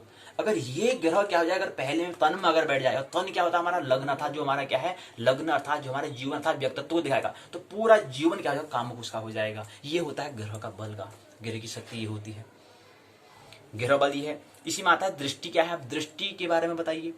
अब वही होता है कि अगर कोई ग्रह यहाँ पर है, अगर वो यहाँ से आप ग्रह तो हम कह रहे हैं कि जो 12 ग्रह हैं, अब ये 12 ग्रह आपस में इनकी दृष्टि अर्थात मित्रता पर निर्भर करेगा कि कैसी मित्रता कैसे बना रहे हैं। तो अगर दृष्टि का अब यहाँ पर अलग नियम होता है कि अगर यहाँ से ये देखे, यहाँ से ये देखे, यहाँ से ये दिखेगा, तो दृष्टि का उसका फल होता है। वही जैसे यहाँ पर बल की बात करें, वैसे दृष्टि का भी इसका प्रभाव पड़ता है। अगर दृष्टि अगर यहाँ से यहाँ है, यहाँ से यहाँ, अब स्थिति में याद करनी पड़ेगी, वो स्थिति का ख्याल रखना पड़ेगा। लेकिन अगर कोई ग्रह यहाँ से अगर यहाँ देखा तो मतलब अनुकूल होगा या प्रतिकूल होगा, इसी के बारे में जो हम यहाँ पर देखते हैं वही इसकी गृह दृष्टि का फल होता है। प्रश्न में यही पूछने का प्रयास किया गया कि दृष्टि के बारे में, ग्रह की दृष्टि क्या होती है। दृष्टि मतलब अगर यहाँ से बैठा है तो यहाँ से इस ग्रह में इस भाव में अगर देखा तो क्या होगा, अगर यहाँ से यहाँ देखा तो इस भाव में क्या होगा, उसका दृष्टि का फल के बारे में यही इसका प्रश्न में देने का प्रयास किया है। भाव बल, अब ऐसे भाव का बल क्या होता है। अब हमने कहा कि भाव बता दिया, भाव पहले समझ लिया हमने। अब भाव में कहते हैं भाव का बल की शक्ति क्या होती है। भाव की शक्ति ये होती है कि अगर हमने कहा कि जो पहला जो था हमारा शरीर का होता है, हमारे व्यक्तित्व का होता है, हमारा तन का होता है, शरीर का होता है। और दूसरा हमने कहा, अब यहाँ पर उसका भाव बल की हम बात करें, दूसरा भाव हमारा धन का होता है। अगर यहाँ पर ये भाव जो धन का है, अगर ये भाव पर अब ग्रह जो है वो कहीं अगर यहाँ बैठ जाए तो फिर ये भाव क्या है, भाव जो धन है, लेकिन ग्रह की अगर स्थिति नहीं बने तो फिर भाव का भी कोई शक्ति नहीं रहेगी जिसमें उसको धन दे दे, धन दे दे उसको। या कोई ग्रह यहाँ पर अगर कोई भाव पर अगर वहीं पर ग्रह बैठ गया तो फिर क्या है, धन की बौछार हो जाएगी। तो ये बल होता है। अगर वहां पर अगर यहाँ बैठ जाए तो नहीं दे सकता, अगर यहाँ पर हो जाए तो धन की बरसात हो जाएगी, धन की कोई कमी नहीं रहेगी। ये भाव बल है। तीसरा प्रश्न, दशा के बारे में बताओ। दशा हमने कहा कि इसमें क्या होती है, दशा हमारी हमने कहा दशा मतलब होता है स्थिति वाला कंडीशन हमारी होती है। दशा का मतलब होता है कंडीशन था स्थिति, सिचुएशन का नाम हमने कहा दशा। स्टेटस हमने कहा, सिचुएशन कंडीशन जो है उसका नाम दशा, उसका नाम है दशा। अब दशा के बारे में दशा का फल क्या होता है। अब हमने कहा दशा जो होती है, दशा के भाग होते हैं। पहले दशा अगर अब दशा जो स्थिति जो है वो स्थिति क्या हो सकती है कि एक समय कुछ समय के लिए रहो, हो सकता है लंबे समय के लिए रही। तो इसी आधार पर जो हमारी दशा जो स्थिति है वो स्थिति होती है। जो 120 वर्ष रहेगी तो विंशोत्तरी दशा बोल देंगे। जो दशा 108 तक वर्ष तक रहेगी, मतलब स्थिति तो है ना, दशा वो स्थिति कितने समय तक रहेगी, दशा तो है, दशा स्थिति कह रहे हो कितने समय तक हो सकता है, 1 मिनट के रहे, 1 क्षण के लिए रहे या कुछ के लिए रहे। लेकिन ऐसी अगर ये दशा अगर लंबे समय 120 साल तक रह जाए तो उसको विंशोत्तरी बोल देते हैं। अगर यही समय 108 तक रह जाए तो उसको अष्टोत्तरी दशा बोलते हैं। अगर यही अगर 36 वर्ष जाए तो योगिनी दशा बोलते हैं। किसी को लग्न, इसको मुहूर्त भी बोल देते हैं, सूक्ष्म दशा या मुहूर्त बोलते हैं। ये 4-5 दशा होती है। तो दशा फल क्या होगा भाई, अगर ये वाली अगर आपकी दशा चल रही विंशोत्तरी और अष्टोत्तरी दशा को महादशा बोलते हैं। क्यों? क्योंकि कोई भी जातक, कोई भी व्यक्ति जो है, कोई भी जातक है, जाति का कोई व्यक्ति हो, क्या है अधिक से अधिक क्या है, मुश्किल से मुश्किल 80-90 साल, मुश्किल से 100 साल तक जी पाता है। लेकिन ये दशा तो ऐसी है जो 100 से ऊपर तक वर्ष तक रहती है। मतलब कोई जातक जन्म ले लिया उसने, वो मर भी जाएगा लेकिन तब भी दशा चल रही होगी, तब भी स्थिति रहेगी ऐसी, तब भी ऐसी स्थिति रहेगी। उसका नाम है अष्टोत्तरी, उसका नाम है विंशोत्तरी दशा। इसलिए इन दोनों को हमने महादशा कहा। तो महादशा का फल क्या होता है, अब फल क्या होगा इसके लिए हमें देखना पड़ेगा। अब स्थिति में अगर ये स्थिति है, अब दशा हम कह रहे हैं, दशा फल बोल रहे हैं, वो दशा किस आधार पर बनी है, ग्रहों के आधार बनती है, नक्षत्र के आधार बनती है, उनके आधार पर एक दशा बनती है। अब इसमें दशा बोल रहे हैं तो उसमें कौन से ग्रह का कितना भाग है, कितने समय तक रहेगा, कौन सा ग्रह कितने समय तक रहेगा, कौन सा ग्रह कितने समय तक रहेगा, उनके योग से क्या बनती है, दशाएं का हम हिसाब करते हैं। लेकिन अष्टोत्तरी और जो विंशोत्तरी दशा बोल रहे हैं वो क्या है, उन सभी ग्रहों का जो 9 ग्रह बोल रहे हैं उनका योग 120 वर्ष तक होता है। क्रम से अपने ग्रहों का कितने समय तक क्या है वो उनकी स्थिति रहेगी, उनका भार रहता है, उनकी अनुकंपा रहती है। तो उनका उसको अनुकंपा रहेगी और कैसी दशा कैसी स्थिति कंडीशन बनी है उसके आधार पर वैसा फल वो देते हैं। यही दशा फल का परिणाम पर होता है। तो दूसरा प्रश्न ये भी रहा, यहीं पर क्या है प्रश्न उत्तर जो हमारा चर्चा कहें या हम परीक्षा का आयोजन कहें, उसका जो पहला प्रश्न पत्र है जातक शास्त्र और फलदेश सिद्धांत नाम जो पहला प्रश्न पत्र है, उत्तराखंड मुक्त विश्वविद्यालय के 2य वर्ष का जो पहला प्रश्न पत्र है, प्रश्न पत्र को विराम देते हैं। 45 अंक का ये है। हमने यहाँ पर क्योंकि लिखने की रिटर्न की हम बात नहीं कर रहे, केवल मुखाग्र की हम वाचक की हम बात कर रहे हैं। तो इस हिसाब पर हम देखें कि 45 और 35 का योग से बनता है 80। 80 में अगर हम देखें मूल्यांकन अगर करें इसके आधार पर, क्योंकि लिखित नहीं हो रहा है तो सीधी सी बात हम 80 में से 50 से हम गणना करेंगे।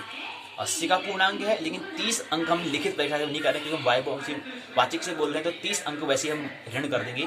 तो 50 में से अगर हम अंक देने का अगर प्रयास करें तो 50 में से हम देंगे 50 में से हम 30 अंक देंगे। तो 50 में से 30% अर्थात आधे से थोड़ा ज़्यादा मतलब तैयारी हो रही है, ज़्यादा नहीं। ये हम परीक्षा का मतलब है मूल्यांकन हमें करना है, इवैल्यूएशन करना है कि हमारी तैयारी हो कैसी रही है। तो हमारी तैयारी आधे से थोड़ा ज़्यादा हो रही है, ज़्यादा नहीं कहें कि करीब करीब आधी हो रही है। क्योंकि 50 में से 35 25 होता है और 30 है, 5 अंक तो ज़्यादा हैं। तो कुल मिलाकर करीब करीब हम आधी हमारी तैयारी हो रही है। इसलिए आप हमें अगली बार जो दूसरा राउंड जो हमारा ज्योतिष का चलेगा उसमें थोड़ा और हमें पूरी बल शक्ति से हमें यहाँ पर पेश होना है, पूरे यहाँ पर शिद्दत से हमें काम करना है। तो ये परिणाम हुआ। तो 50-80 का पूर्णांक था, 80 में से हमने 30 तो वैसे ही हमने माइनस करी, क्योंकि 30 में लिखित यहाँ पर काम नहीं करेंगे, क्योंकि वो लिखित यहाँ पर होना चाहिए था, वो यहाँ पर नहीं हो पा रहा है।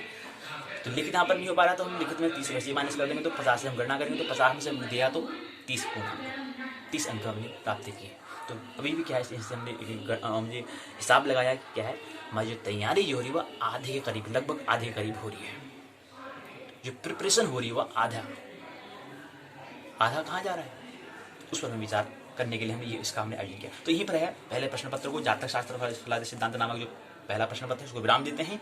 आइए ज्योतिष के द्वितीय प्रश्न पत्र की ओर प्रवेश करें। दूसरा प्रश्न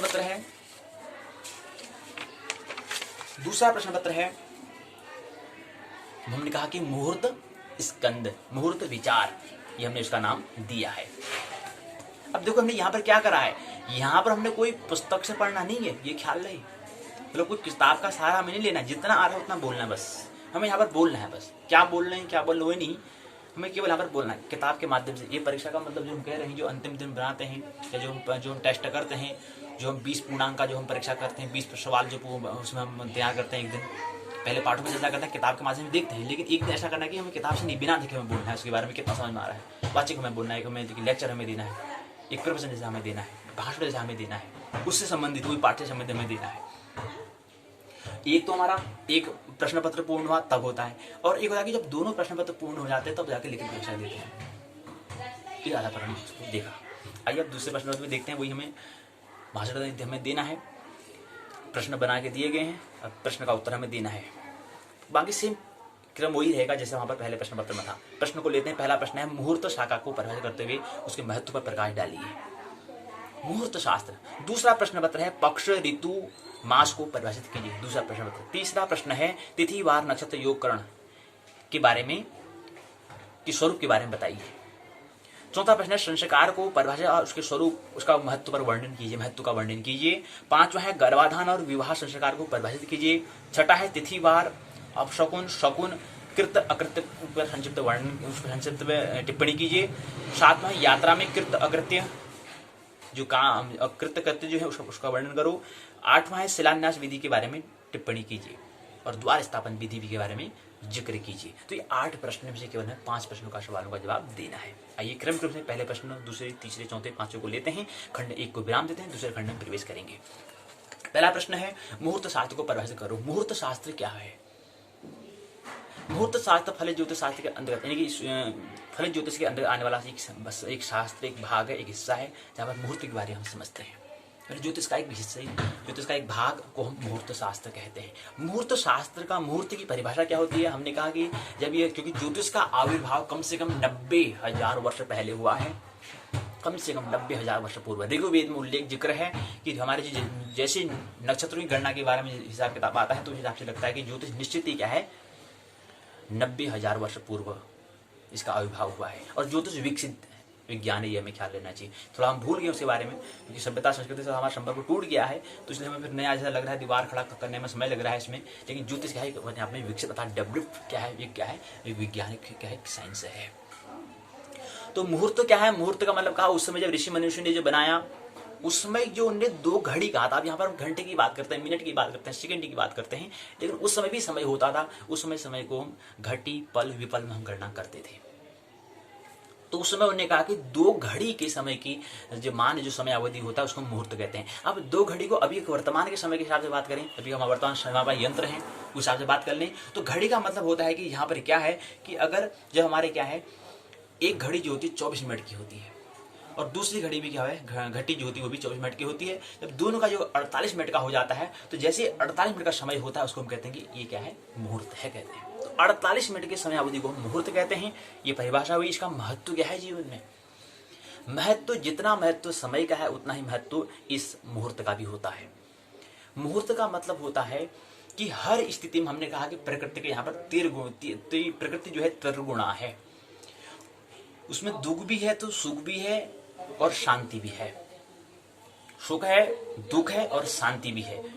तो अब जो कि हमारा जो तैयारी होती है, हम सुख को ही लेना चाहते हैं, तो इसलिए हम अपने सुख अपना अर्थात जो हम शांति को प्राप्त करने के लिए हमें पहले एक ऐसी स्थिति, जब कोई हम काम कर रहे हैं उसमें हम पहले स्थिति देखना कि अस्तित्व की उसमें कैसी दशा बननी, कैसी स्थिति बननी है, उसी का नाम मुहूर्त है। और कितने समय तक, 48 मिनट समय तक इस स्थिति में जो हम काम कर रहे हैं, कोई भी काम हम करेंगे, इस स्थिति में हमारे कर्म पर क्या प्रभाव पड़ेगा, इसके लिए हम मुहूर्त को देखते हैं। 48 मिनट तक जो समय हो रहा है, मुहूर्त तो हम पूरे कह रहे हैं कि मुहूर्त क्या है, 48 मिनट का होता है, 48 मिनट का होता है।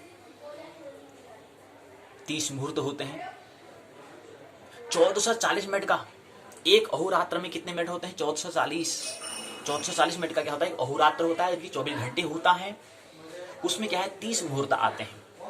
और हमने कहा कि सुबह प्रातः 3:36 लेकर के 4:24 का समय को हम ब्रह्म मुहूर्त कहते हैं। ब्रह्म मुहूर्त का नाम भी दिया है। तो मुहूर्तों की बात है पूरी।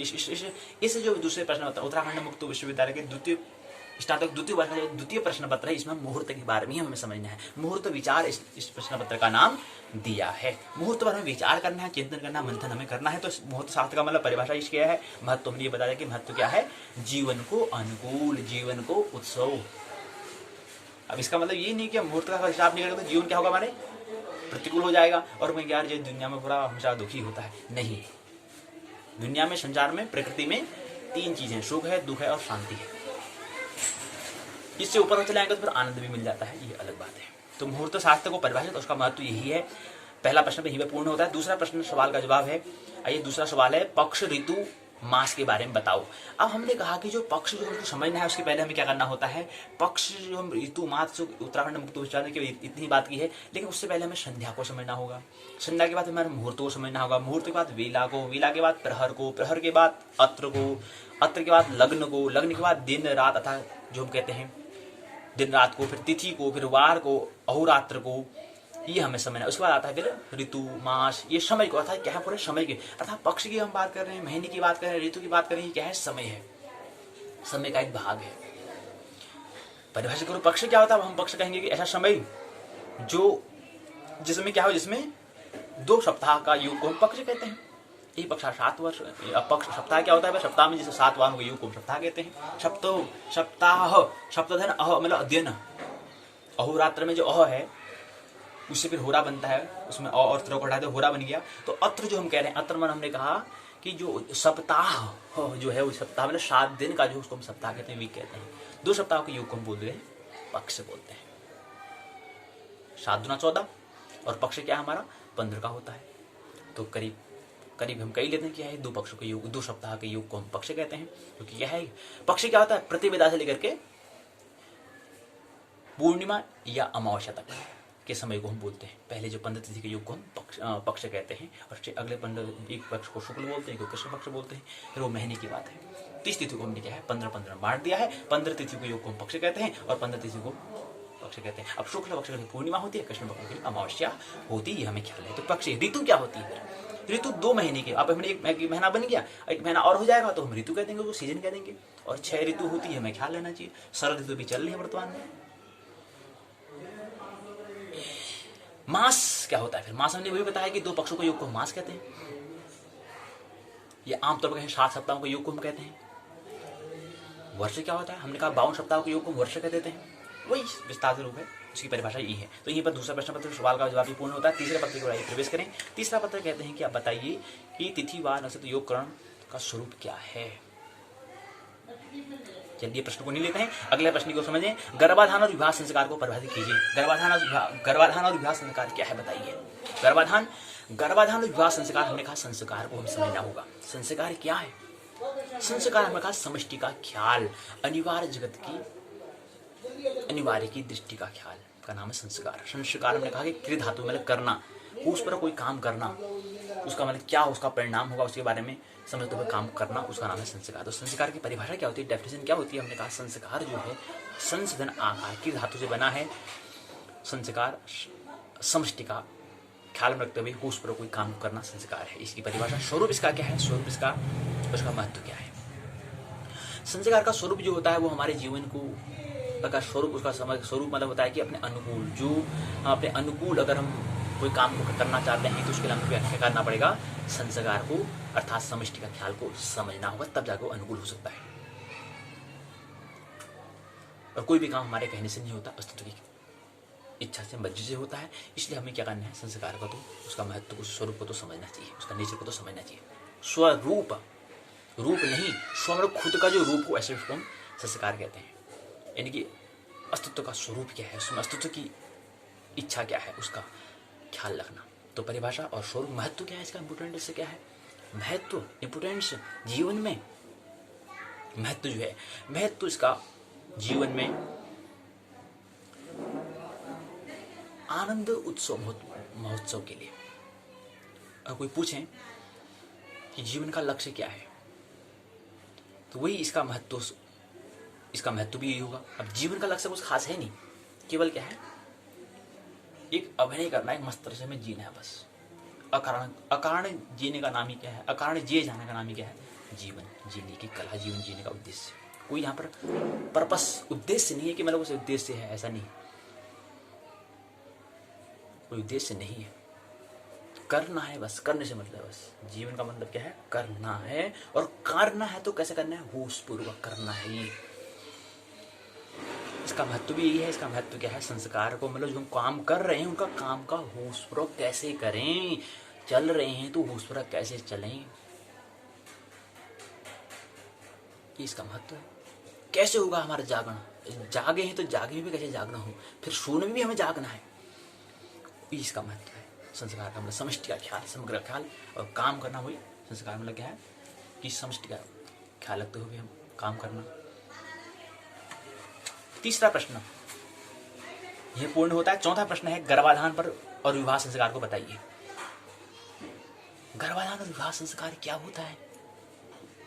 गर्भाधान हमने कहा कि जब दो प्रकृति के रूप जो है, स्त्री और पुरुष का जो विवाह होता है, और विवाह से क्या है, दोनों स्त्री पुरुष क्या है, पूर्ण होते हैं, विवाह से पूर्ण होते हैं। विवाह एक द्वार है, इससे क्या है, दोनों स्त्री पुरुष क्या है, पूर्ण होते हैं। अब इससे क्या होगा, पूर्ण होते हैं, हम कहते हैं, अब हो पाते नहीं हो पाते, वो तो उपलब्धि या जो अचीवमेंट है वो तो व्यक्ति पर निर्भर करेगा, जाता क्या जाते उन दोनों पर निर्भर करेगा। पूर्ण होते नहीं, वो बात की बात है, हो ही जाए ऐसा भी अनिवार्य नहीं है, वो तो उनकी श्रम पर, उनकी उपलब्धि पर, उनकी त्वरा पर निर्भर करेगा। लेकिन हम कहते हैं कि विवाह अगर हो गया तो एक अपॉर्चुनिटी, एक अवसर है कि वो पूर्ण हो सकते हैं। उसको समझने के लिए यह हमें समझना होगा कि क्या प्रत्येक व्यक्ति में, क्या हमने कहा, स्त्री और पुरुष, स्त्रीणता और पुरुषता होता है। चाहे वो पुरुष है तो उसमें भी स्त्रीणता है, और जो पुरुष है उसमें भी स्त्रीणता है, दोनों में है। स्त्री है तो उसके अंदर पुरुषता, पुरुष है तो उसके अंदर स्त्रीणता है, ये ख्याल रखना।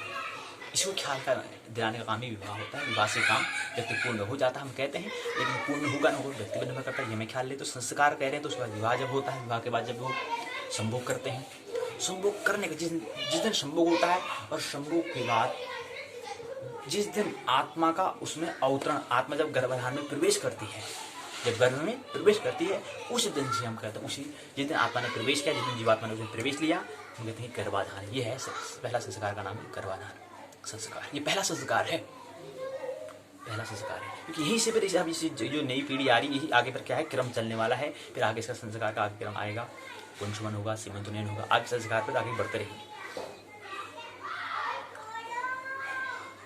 तो गर्भाधान संस्कार क्या होता है? गर्भाधान मतलब किस समय गर्भाधान, किस समय संभोग करना, ये भी स्थिति, ये भी इस स्थिति का भी अनिवार्य जगत की ख्याल रखना। संस्कार का मतलब क्या है? संस्कार का मतलब हम करें गर्भाधान संस्कार, पीछे हम संस्कार करें, संस्कार का मतलब करना कि किस समय संभोग करना है, उसमें अस्तित्व की, उसमें कौन सी दशा है, इसका ख्याल, उसमें कौन सी आत्मा का जन्म होगा, इसका नाम संस्कार, इसका नाम गर्भाधान संस्कार। संस्कार का मतलब क्या है कि समष्टि का ख्याल। और विवाह संस्कार बताया कि विवाह संस्कार के बाद ही क्या होता है, आगे फिर गर्भधान संस्कार होता है। उसके लिए तो विवाह संस्कार हो रहा है, लेकिन वही फिर जो नई पीढ़ी जो जन्म ले रही हुई आगे जाके क्या करेगी, धीरे जाके फिर क्या करेगी, उसका भी एक विवाह संस्कार आएगा। 15 कहते हैं, कोई 13 संस्कार बोलते हैं, हम कहते हैं 14वां नंबर का संस्कार विवाह होता है। तो यहीं पर ये प्रश्न है, तो उसका परिभाषा, उसका महत्व ये होता है। अन्य प्रश्न रहता है, अंतिम प्रश्न है, यात्रा में कृत्य अकृत्य का वर्णन, या तिथिवार में अपशकुन शकुन कृत्य अकृत्य क्या होता है, इसके बारे में बताइए। कहने की जब भी हमें कोई काम करना है, कोई भी कृत्य हमें करना है, वो कृत्य हमारे लिए अकृत्य हो जाएगा। हमारे जो कोई भी काम है वो कृत्य हमारे लिए अकृत्य अर्थात हमारे अनुकूल भी हो सकता है, प्रतिकूल भी हो सकता है। मतलब जब मन में आए तब काम शुरू कर लें ऐसा नहीं है। अगर जब मन में आए तब कर लें ऐसा नहीं है। अगर करेंगे तो उसका परिणाम हो सकता है अनुकूल, हो सकता है प्रतिकूल, हो सकता है हमारे लिए वो काम पूर्ण हो या न हो। अगर हमारे मन में विचार आ गया तो अब हमें क्या करना है? अब हमें करना है कि इसमें तिथि कौन सी है, इसमें समय कौन सा चल रहा है, इसमें स्थिति क्या है, इसका पहले ख्याल रखना है। तब जाके उसमें काम को हमें प्रारंभ उसमें प्रवेश करना है। अगर जिसमें हम काम कर रहे हैं उसमें भी संकेत ही मिलते हैं, इसी का नाम होता है अपशकुन। अगर हमारे प्रतिकूल मिल रहा है, भाई मत करो भाई, ये प्रतिकूल हो रहा है, इससे काम सिद्ध होने वाला नहीं है, इसलिए रुक जाओ, मत करो, उसके बोलते हैं अपशकुन। और जो हमारे स्वभाव के अनुकूल होगा उसके लिए भी हमें शकुन मिलता है, उसको कहते हैं हाँ काम तो हो रहा है, वैसे मतलब अस्तित्व की मर्जी है तो ये काम हमें करना चाहिए। तो इसके लिए फिर हमें तिथि, कौन सा वार, कौन सा समय, कौन सी स्थिति है, कौन सा दशा है, इसके बारे में भी ख्याल रखना चाहिए। उसमें ख्याल में रखते हुए वही हमारा काम क्या होगा, हमारे लिए कृत्य बन जाएगा। उसी चीज को हमें कृत्य का हमें समझना है। तो कृत्य का मतलब होता है कि ये काम हमारे, कृत्य का मतलब करने योग्य और अकृत्य का मतलब नहीं करने योग्य। तो उस काम को हमें कृत्य बनाने के लिए क्या करना पड़ेगा, छोटी छोटी बातें हमें तिथि का, वार का, कौन सा नक्षत्र है, इन चीज़ों का हमें ख्याल रखते हुए मन में बात आ गई तो एक दिन में करना नहीं है। उसके लिए पहले स्थिति क्या है, अस्तित्व की पूरी समग्र की क्या इच्छा है। हमने कहा कि क्या है, सब हम संयुक्त हैं। सूर्य पर जो घटना घटती है वो यहाँ पृथ्वी में भी प्रत्येक व्यक्तियों पर घटना घटती है। उतना दूर 14,96,00,000 किलोमीटर दूर यहाँ से इतनी दूर, इतने फासले में स्थित है, लेकिन जो घटना वहाँ पर घटती है तो यहाँ प्रभाव डाल देती है। और जो एक पत्ते में घटना घटती है वो सूर्य पर प्रभाव डाल देती है।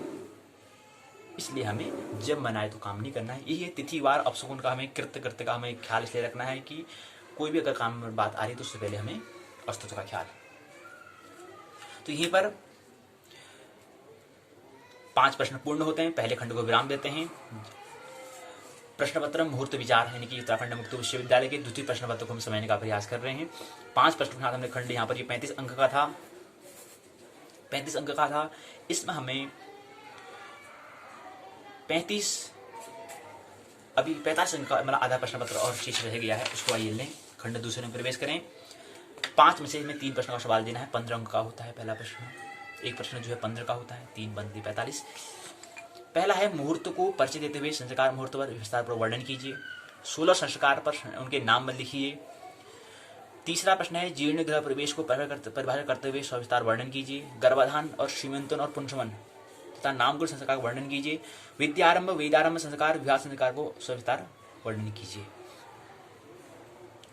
2 प्रश्न हमें बताने हैं। गर्भाधान, सीमोन्तोनयन, पुंसवन, नामकरण संस्कार का वर्णन करो। संस्कार है गर्भाधान, हमने बता दिया, वही गर्भाधान पर पुनः प्रश्न पूछा गया। गर्भाधान और सीमंतोनयन, इनकी गर्भाधान हमने बताया कि विवाह के बाद जब होता है, जो पहला संस्कार जो होता है, जब जीवात्मा प्रवेश करती है उसमें जो संस्कार को गर्भाधान, जिसने आत्मा ने उसको गर्भ को चुना उसको गर्भाधान हम कहते हैं। दूसरा आता है सीमंतोनयन। ये गर्भाधान जब हो गया उसके बाद अब आत्मा क्या है, 9 महीने तक के बाद क्या है, हमारा जन्म होता है। पहला जन्म तो गर्भाधान ही, हमारा पहला जन्म तो वही कहलाता है। जिस दिन 9 महीने के बाद जब 273 अहोरात्र के बाद जब हम गर्भ से बाहर आते हैं तो उसको हम जन्म कहते हैं। दूसरा जन्म वो होता है। लेकिन जो हम कह रहे हैं कि जो आत्मा है, आत्मा 9 महीने के अंदर आत्मा क्या है, शरीर को बदल भी सकती है। गर्भ से शरीर जो गर्भ में आई है वहां से आत्मा जा भी सकती है। तो कभी कभी देखते हैं कि क्या है, मृत पुत्र भी जन्म होता है, या जो बच्चे का जन्म होता है वो मृत भी पैदा होता है। तो इसका मतलब क्या है, आत्मा के पास अवसर है, अगर यहाँ पर उसका अनुकूल नहीं मिल पा रहा है तो अभी भी क्या है, वो यहाँ से अपना शरीर को मतलब यहाँ से जा सकती है, इस गर्भ से यहाँ से जा सकती है। तो इसलिए कहीं ऐसा ना हो जाए कि आत्मा क्या करें, अब आ तो गई है, आप कहीं यहाँ से क्या करें, चले नहीं जाए। इसलिए 3 महीने बाद क्या कर देना है, तुरंत 3 महीने के बाद एक संस्कार हमें कर देना है, उसका नाम है सीमंतोनयन संस्कार। सीमंतोनयन हमें संस्कार कर देना है ताकि क्या हो, जो भी गर्भ में जो भी बच्चा है वो सही खुशहाल से रहे, इसलिए हमें संस्कार कर देना होता है। हमने कहा कि जा सकता है वो, अगर उसको लगेगा कि यहाँ पर ठीक जान तो चले जाएगा यहाँ पर, लेकिन ठीक ठाक रही, ठीक ठाक जन्म ली। इसलिए क्या है, ठीक 3 महीने के बाद गर्भधान के बाद जब ठीक जो 3 महीने में एक संस्कार हमें करना चाहिए, उसका नाम है सीमंतोनयन संस्कार। इसके बाद है पुंसवन, यानी कि अभी बच्चा क्या है 9 महीने के बाद बाहर आएगा, उसका बाद जन्म होने वाला है। उसके बाद एक संस्कार हमें और कर देना है, वो होता है पुंसवन संस्कार। वो कर देना हमें 6वें महीने में या 8वें महीने में हमें कर देना है। और 9वें महीने में क्या बच्चा तब बाहर आएगा, इस जगत में तब आएगा। अब उस दिन क्या आएगा, वो पूरे चेतन जीवात्मा रूप और स्थूल शरीर में पूरा मिलता है, वो आएगा, वैसे आएगा। हो सकता है वो मृत आ जाए। अगर हम संस्कार करेंगे तो फिर क्या है, अधिकतर हमें अवसर मिलता है कि वो क्या है, जीवित ही आएगा। ये तो कितनी बड़ी घटना होती है। तो 3 संस्कार हमें को हम बोलते हैं गर्भधान में, मतलब गर्भ में ही हो जाते हैं 3 संस्कार। पहला संस्कार गर्भधान, दूसरा है सीमंतोनयन, तीसरा पुंसवन संस्कार। तो पहले गर्भधान, जीवात्मा ने जब प्रवेश लिया गर्भ में, पहला गर्भधान, दूसरा सीमंतन 3 महीने के बाद, जो 3 महीने में हमने किया गर्भधान जब लिया, उसके बाद जो 3 महीना तो सीमंतन हो गया। उसके बाद 6 महीने या 8वें महीने में संस्कार क्या है, वो कौन सा, पुंसवन संस्कार हुआ। तो 3 संस्कार को हम कहेंगे गर्भ, अंतः गर्भ संस्कार हम कहते हैं, जो गर्भ के अंतर्गत ही हो जाते हैं। अब कौन ख्याल रखता है कि नामकरण संस्कार हम कर लेते हैं, बस हो गया।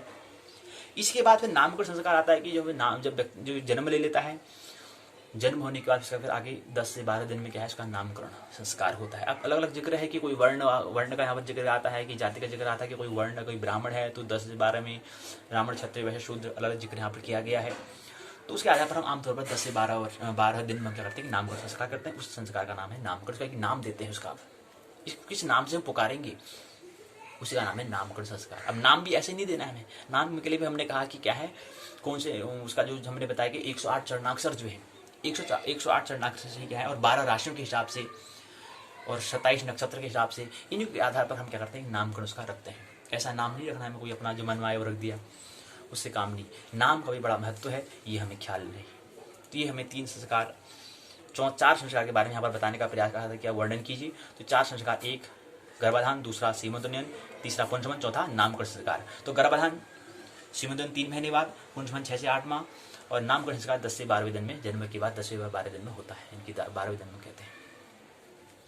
तो पहला प्रश्न। दूसरा प्रश्न आता है विद्यारंभ, वेदारंभ संस्कार और विवाह संस्कार के बारे में टिप्पणी लिखिए।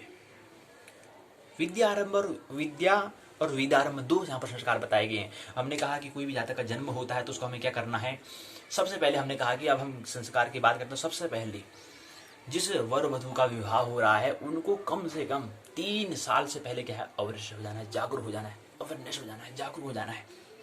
क्योंकि जो भी वो प्रभाव करेंगे, जो भी वो घटना करेंगे, उसी से भी क्या होने वाला है, आगे उस नई पीढ़ी पर, नई बच्चे पर प्रभाव पड़ने वाला है। तो कम से कम 3 साल पहले जागरूक हो जाना है। अगर विवाह करना है तो कम से कम 3 साल पहले जागरूक हो जाए कि इस पर प्रभाव जो मेरे पर पड़े न पड़े, इसका पूरा प्रतिकूल क्या पड़ेगा, आने वाला विवाह के बाद जो बच्चा उस पर प्रभाव पड़ने वाला है। तो जैसे समय बढ़ता है कि 2 साल 1 साल में जैसे विवाह होता है, उस तो और उस पर हमें हो जाना है, और जागरूक हो जाना है, और हमें जागरूक हो जाना है। और उसके बाद जैसे उसका जन्म होता है, जन्म के बाद हमने कहा कि 7 वर्ष तक ऐसा कार्यक्रम, ऐसी हमें शिक्षा देनी है जो क्या हो, भजन कीर्तन का, उपासना का मर्म समझाए, ध्यान जो उत्सव को लाए। अगर जन्म से लेकर 7 वर्ष अगर हमने ये भजन का मर्म अगर हम नहीं दे पाए हैं, उपासना का ये हम जो कह रहे हैं, ये चीज़ अगर हम नहीं दे पाए हैं, तो आगे जीवन में उत्सव की कोई आशा नहीं है। क्योंकि 7 वर्ष में वैज्ञानिक कहते हैं कि पूरा का पूरा हमारा जो व्यक्तित्व होता है वो आधा निर्माण हो जाता है उसका। फिर उसमें 7 वर्ष के बाद कोई भी उसमें फिर प्लस नहीं कर सकते, कोई भी उसमें चीज़ फिर जोड़ नहीं सकते हैं। इसलिए महत्वपूर्ण 7 वर्ष, प्रथम 7 वर्ष होते हैं। इसके बाद हमने कहा कि 8 वर्ष से 14 वर्ष के मध्य जो समय होता है, इसमें भी हमें फिर ऐसा जो नाभि स्थित हो, अर्थात प्रेम के बारे में 14 वर्ष तक प्रेम का हमें उपलब्धि हो जानी चाहिए। ध्यान का हमें जिक्र, ध्यान के बारे में हमारा, उसके बारे में हम जागरूक, उसके बारे में हमें ख्याल आ जाना चाहिए कि ये भी ध्यान भी कुछ चीज़ होती है। और 14 के बाद 15 से लेकर 21 वर्ष में ऐसा काम जो हमें, ऐसा पाठ्यक्रम देना है जो रोजगार दे, जो हमें रोजगार दे। 21-25 वर्ष तक हो जाते हैं लेकिन हमें कोई रोजगार नहीं मिलता है, तो इसका दुष्परिणाम क्या है, यही होता है कि अगर हम जागरूक नहीं होंगे, वह जिए जा रहे हैं। हमने कहा ना, जीवन जीने की कला का मतलब यही होता है। तो पहले मैं कला को, हमें 7 वर्ष में कला हमें दे देनी है, उसके बाद फिर हमें काव्य का देना है, उसके बाद हमें फिर शास्त्र हमें देने चाहिए। तो क्रम से विद्यालय, हमने वही कहा, विद्या, हमने कहा विद्या जजाति में नियम सा विद्या या विमुक्ति, यानी कि विद्या जो है वो 7 वर्ष के बाद हम प्रारंभ करते हैं। तो 7 से 14 वर्ष को हमने विद्या कहा, और फिर जैसे 14 वर्ष के बाद जो हुए 14 वर्ष से 21 वर्ष, 15 वर्ष से जो 21 वर्ष का जो समय, उसको वेदारंभ हमने कहा, नहीं कि विज्ञान का जिक्र। तो विद्यारंभ और वेदारंभ जो संस्कार है, जो विद्यारंभ जो संस्कार, जो विद्यारंभ जो संस्कार है वो 8 वर्ष से प्रारंभ हो जाना चाहिए, 8 से 14 वर्ष, और उसके बाद जो हमारा वेदारंभ है वो 15 से लेकर के 21 वर्ष में पूर्ण हो जाना चाहिए। तो ये दो विद्यालय और वेदारंभ हमने समझा। उससे पहले हमारा क्या जाने, कला के बारे में, भजन कीर्तनता, उत्सव के बारे में, जीवन जीना, केवल मस्त रहना, उत्सव रहना के बारे में, होश पर जीवन जीने के बारे में 7 वर्ष तक में बात समझ में आ जानी चाहिए। वो 7 में अगर हम काम नहीं भी करें, जितना अगर शिक्षा में जो नहीं भी दें कोई जरूरत नहीं है, लेकिन पहले भजन कीर्तन का मर्म आ जाना चाहिए 7 वर्ष तक।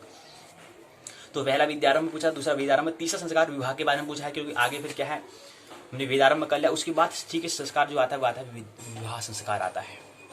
विवाह संस्कार हमने कहा कि अब जो भी होगा परिणाम से क्या है, उस पर तो पड़ ही रहा है, लेकिन उसके आगे फिर उसकी पीढ़ी पर, नई पीढ़ी पर पड़ रहा है, न्यू जनरेशन में पड़ने वाला प्रभाव है। तो विवाह संस्कार के बारे में भी हमें, मतलब हमने कहा कि जब 2 स्त्री और पुरुष क्या है पूर्ण तभी होते हैं, जब विवाह होता है तभी वो पूर्ण हो पाते हैं, उससे पहले पूर्ण नहीं होते हैं।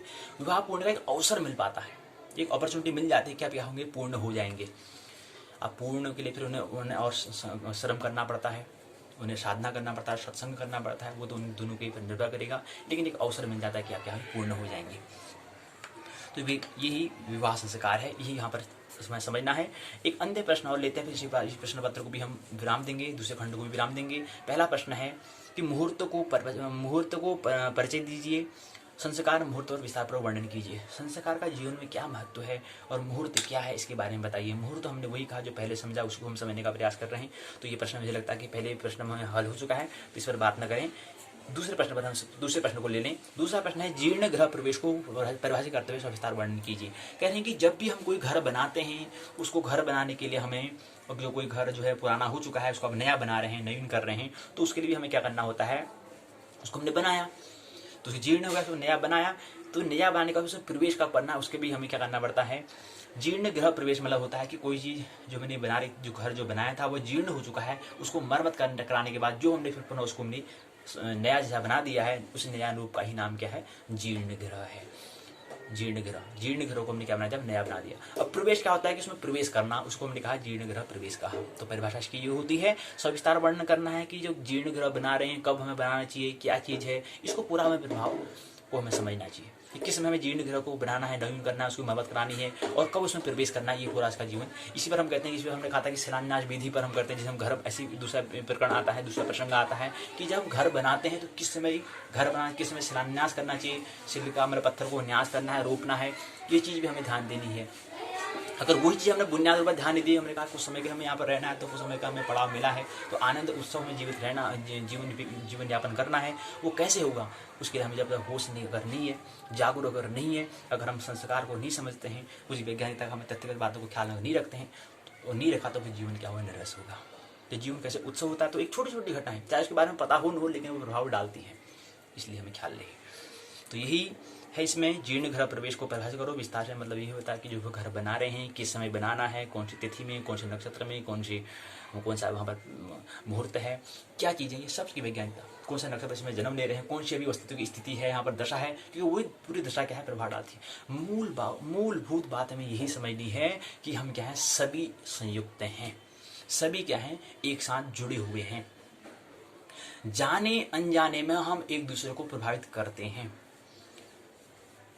चाहे एक छोटा सा घास का तिनका वो भी हमको प्रभावित करता है, और मैं भी उसको प्रभावित करता हूँ।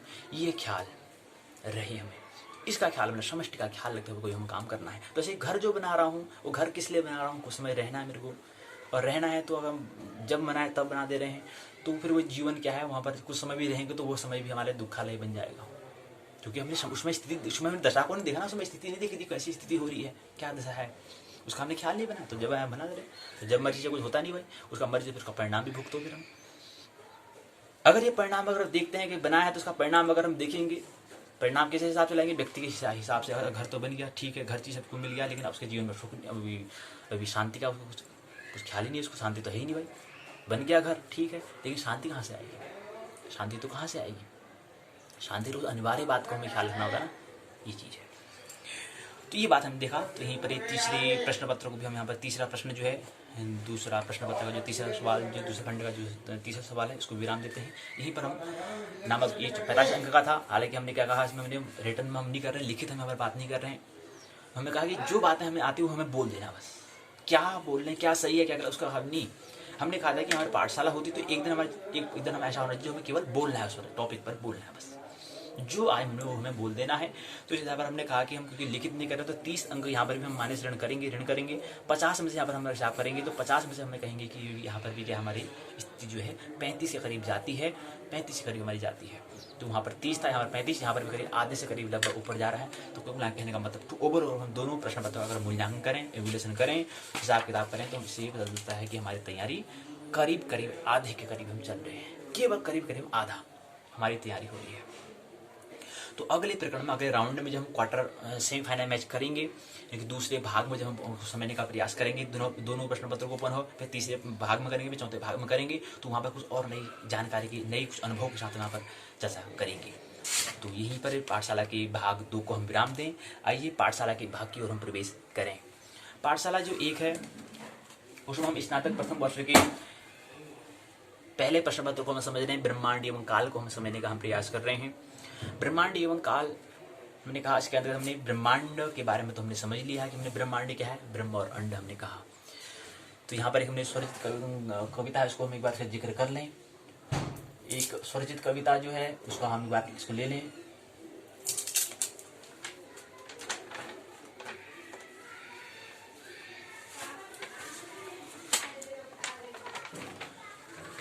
ब्रह्मांड के बारे में एक स्वरचित कृति है, इसको हमें ख्याल रखना है। बीजेपी का ध्येय यही, करो आत्मज्योति जागृतिकरण। मानस तन का ध्येय यही है, करो आत्मज्योति जागृतिकरण। तरह तरह के जीवन में साधन, स्वाध्याय साधन है अनिवार्य चरण। बीजेपी का ध्येय यही है, करो आत्मज्योति जागृतिकरण। तरह तरह के जीवन में है साधन, स्वाध्याय साधन है अनिवार्य चरण। ब्रह्मांड में है 2 साधन, एक है ब्रह्म एक है अंड। सृष्टि में है प्रकृति के 2 प्रकम, एक है केंद्र परिधि, दूजा परिधि केंद्र का क्रम। बीजेपी का ध्येय यही है, करो आत्मज्योति जागृतिकरण। तरह तरह के जीवन में साधन, स्वाध्याय साधन है अनिवार्य चरण। मानव तनु का ध्येय यही, करो आत्मज्योति जागृतिकरण। तरह तरह के जीवन में साधन, स्वाध्याय साधन है अनिवार्य चरण। पहले क्रम में किया जो दर्शन, होने जाए इसे क्रम का विस्मरण। दूसरा क्रम में आए जो दर्पण, केवल इसी का रहे न स्मरण। दूसरा क्रम का सतत स्मरण, बन जाए बंधन का कारण।